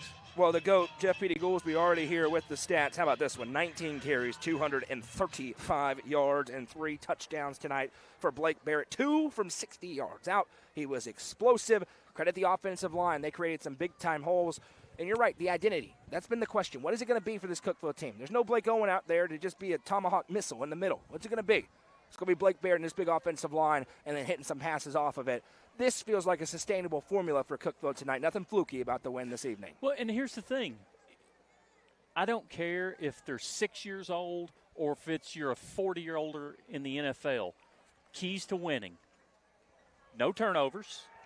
Stop the run. Run the football. And tonight, check, check, check. How about this? Cookeville had 337 yards of offense on just 43 plays. They ran the ball 32 times tonight for 268 yards, and they held Farragut 28 carries for 103 yards tonight. And I'll be honest with you, it's 103 yards. It felt like 40 to me. It didn't feel like that Farragut had 103 yards. No, it felt didn't. Like 40. Yeah, they were unable to get the explosive plays working, and don't forget, Number 2, Blake Barrett. Johnson, go ahead. We got him. Both are on their way. All right, fantastic. We'll send it down to him momentarily. But this was the win it felt like Cookeville has been searching for, in that not because of the opponent, Jeremy, but because it was the formula they couldn't quite get. They felt like it's been there. It has the opportunity to win games against Green Hill, against Gallatin, have been there, weren't quite able to finish it. My goodness, do they finish it tonight. The chain broke. It'll hook back up there, and then we'll send it down. It broke open because the offensive line created some huge holes for the young man who just put the UCR chain around his neck. Blake Barrett's the Nelson Trophy and Screen Printing Player of the Game. 235 yards. And he is down there with Coach Dodgen right now. Guys, we're joined by the Player of the Game tonight, Mr. Blake Barrett. Blake, over 230 yards tonight. Obviously, you had some big plays there that sealed the deal. Talk about tonight's performance for you and building on to the rest of the year for you guys. It's all just like kind of building up to that big moment. Those big moments are what you work for in the off season, and the games that you lose, it's always the big moments that count. And for the rest of the season, we had some good plays. We got to win, but it's just another game. We got a game tomorrow. Just go game by game, day by day. Keep working. We still made mistakes, but we'll work on it.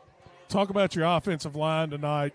Obviously, you can't do it by yourself. They created the holes for you there. Talk about your offensive line and you being able to make plays, getting into the deep into the secondary.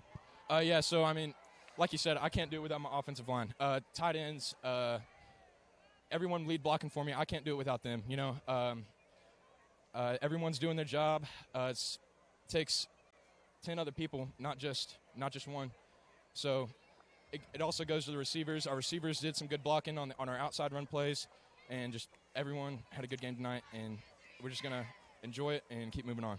I think unofficially 19 carries for 235 yards. Heck of a night on the field for you. Good luck the rest of the way. Thank you. All right, now we got Coach Hennigan here. Coach, talked at halftime, and you talked to me before the game about taking care of the ball, staying ahead of the chains. Obviously, you did a good job of that on both ends of the field tonight. Yeah, we did. The 2 turnovers were big for us. The interception and then the kickoff fumble were big plays for us. I was proud of the way that we attacked the ball. We tried to emphasize that, so that was good to see. Obviously, the penalties are disappointing. We put ourselves in some, really stalled some drives with some penalties, and that's been something that's happened a lot this year. So that's frustrating. That starts with me. That's something we've got to clean up if we want to win the next 2 games. But I'm really proud of, and I told them that, just the effort and the consistency, the leadership, the culture of our team. it's been phenomenal, and I'm just proud, and I'm happy for them to get the reward of the work that they put in. Coach, the bend that don't break, what you talked about at halftime, a big win for you, non-region win going into Mount Juliet next week, who won tonight against Wilson Central. Talk about tonight carrying over into next week. Yeah, hopefully the run game, obviously being physical, and some of that. We've actually done a good job of that the second half of the year. Defensively, just what you said, you got to find a way to get off the field. Teams are going to find a way to move the ball. I mean, that's football, especially 6A and today's day and age in football and offense and what people are doing. But the ability to get off the field, whether it was a big stop on fourth down, a turnover, or holding to a field goal. I mean, that's huge. Those are things that maybe didn't go our way in the first half of the season, and it's good to see it finally click there. Coach, thanks for the time. Good luck the rest of the week. Our good rest of the year also. Good win tonight. Thank you. I appreciate what y'all do. Really appreciate it. Thank you. That is Taylor Hennigan, and Coach can attest to this as well. Listen, when the season's not going well, and it's true for coaches, officials, heck, media and all that, when things aren't going well, people come up with stupid ideas and say dumb things. Taylor Hennigan came in here, and it was not a great situation. And Cookeville's been very competitive for years, and they've been competitive this year. They've been on the wrong side of some tight games, and they're playing a really good region, obviously. He can coach.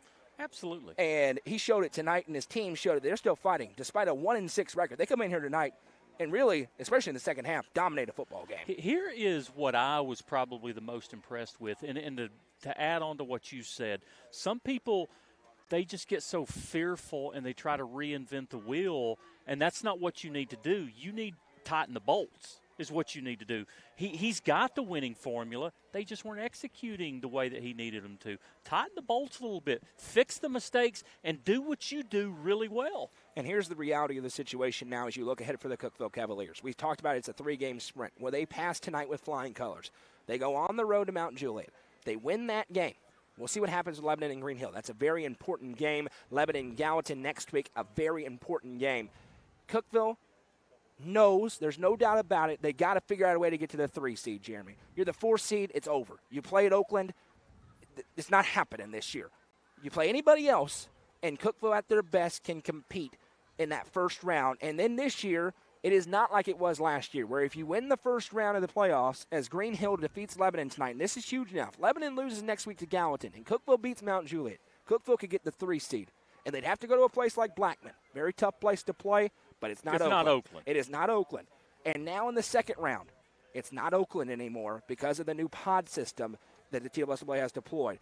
Is that putting the cart before the horse? Absolutely. But you gave yourself an opportunity with the win tonight to put that back on the board with a win next week against the Mount Juliet Golden Bears. And here's the thing. It's just almost – it's play and survive. It's play and survive, and it's next game, and the chips fall where the chips fall. But, like you're saying, one little bitty thing changes the trajectory. And right now, listen, you don't want to play Alcoa in the first round. You don't want to play Oakland in the first round. There's teams that you want to avoid as long as you want to play Ravenwood in the first round. Exactly. You're good on that. No thanks. But but at the end of the day, you want to win, but you want the best scenario for yourself as well. And it's a Cookeville team that proved tonight they still have fight in them. And they pulled away late, and they were able to do it in a different way than they've been able to do anything this entire season. There'll be a lot to talk about, and we're going to talk about it moving into next week. Don't forget coverage coming to UpperCumberlandReporter.com, including a cinematic highlight reel, which are the best in the world. Goose, we watch these college highlight videos, and people do a really good job with theirs. I will put Michael Lindsay up against any of them. I want to see the pick six. I cannot wait to see the pick six. He said he had a great view of it. I can't wait. There. He said it came right to him. So do not miss that. Of course, photos. He's also an elite photographer. Goose does everything. And by the way, listen, he's a great husband to his wife who's pregnant. He's all over creation this week. He was in Jamestown, Gordonsville, Baxter, covering volleyball. He's going to be in Murfreesboro all of next week covering volleyball as well. I don't even have to ask him. He says, I'm going. Can you book the hotel? Let's and we say this, but literally the goose is loose. Literally. And he's the hardest working man in high school sports. Coverage coming up at UpperCumberlandReporter.com. Tuesday, speaking of volleyball, feature coverage on the website. Gordonsville plays at 2 o'clock at Siegel High School. Upperman at 5 o'clock That is broadcast coverage, audio broadcast coverage, 5 o'clock on the main UCR Facebook page and YouTube channel. Coverage of that continues throughout the week, obviously depending on when those teams play. If they win or lose, they play at least into Wednesday. We know that right now. Wednesday night, the UCR football show. The football show in the Upper Cumberland. Am I wrong, Jeremy? It's the only one I've seen. Okay, thank you very much. The UC Top 5. Won't be much movement there, but we have a gigantic week of games that we're going to have to preview. Of course, we're going to talk about these two games tonight, but games next week, Cookeville, Mount Juliet, Macon County Livingston Academy, Upperman, White County, which is the high school football game of the week. We're going to preview all of them. Then, Thursday volleyball coverage, Friday morning, UC Game Day morning at 9 a.m. Full slate of games, headlined by the high school football game of the week, presented by Mayberry Furniture, as it is. The Upperman Bees welcoming in the White County Warriors in a 4A showdown. You will not want to miss that one. And then we will have the Friday Night End Zone Show postgame. We'll break them all down. We'll have the scores. We'll have coaches. We'll have a lot of fun. And then next Saturday, we'll be at Tucker Stadium. Myself, Justin, and Jacob on the call on 106.1 The Eagle with our friends over at Cookeville Communications as the Tennessee Tech University 10th-ranked Golden Eagles in the nation come back home. They have a big one tomorrow night, against Lindenwood. Keep your eyes on UpperCumberlandReporter.com. Go Vols tomorrow. Go Golden Eagles. Final score tonight from Cookeville High School. Cookeville 30, Farragut 13. I'm Noah McKay. It's Jeremy Tolson. Special thanks to Coach Dodgen. Once again, our late notice does an unbelievable job. We like to have a good time, but he did a great job once again tonight. And thank you to the lovely Madison McKay, as always. Once again, Cookeville gets it done tonight over Farragut, 30-13, as we say so long from Eddie Watson Stadium.